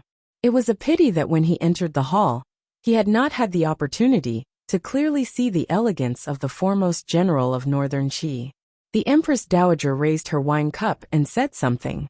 Her voice was very soft and clear. Fan Xian did not pay attention. He just followed the officials in bowing and reciting the words of praise. The Empress Dowager's birthday was a red bomb that the common people could not compare to. The officials of Northern Qi wanted nothing more than to plunder all the precious objects in the world and move them to the palace. The green dragon jade on Dong Mountain, the marvelous bell imported from Dongyi, the rare two-tailed ferret from the snowy lands of the north. The Empress Dowager nodded slightly, seeming quite satisfied. The gifts from the Qing diplomatic mission had long been transported from the capital. Although they were expensive, they were not extraordinary. Naturally, Fan Xian would not actually compose a poem for the Empress Dowager. Otherwise, before the Empress Dowager's face hit the ground, his face would hit the ground first. Furthermore, his calligraphy would not be presentable. His personal birthday gift was a small bottle. Inside the bottle was a clear amber liquid. It looked ordinary, but after the Empress Dowager opened the lid and took a whiff, the look in her eyes when she looked at Fan Xian was not quite right. It was one of admiration and love. Yes, it was a very uncreative perfume. The palace treasury had stopped producing it for 15 years, and Fan Xian had stolen it from Qingyu Hall. He had originally planned to use it to intoxicate Haitang, but he had not expected Haitang to not be into it. He had not expected that Haitang was not a great beauty. When Fan Xian had been preparing Li Qingzhao's poem in the capital, The Water of France, he had not expected that he would not be able to subdue Haitang through the issue of men and women. Instead, he had almost been tricked by her. After Fan Xian thanked the Empress Dowager, he raised his eyes and glanced at the emperor. Unexpectedly, he found that the young emperor was also looking at him with a smile. He had long been prejudiced against him. Seeing the emperor's liking gaze, he could not help but feel his hair stand on end. You're tuning in to the Li Mei's Sword of Destiny YouTube channel. We're so grateful for your support, and don't forget to subscribe to join us on this incredible journey through captivating stories. Your generosity through donations truly makes a world of difference, as it's the primary source of revenue that allows me to expand and enhance this channel for you. Thank you from the bottom of my heart for being a part of this adventure.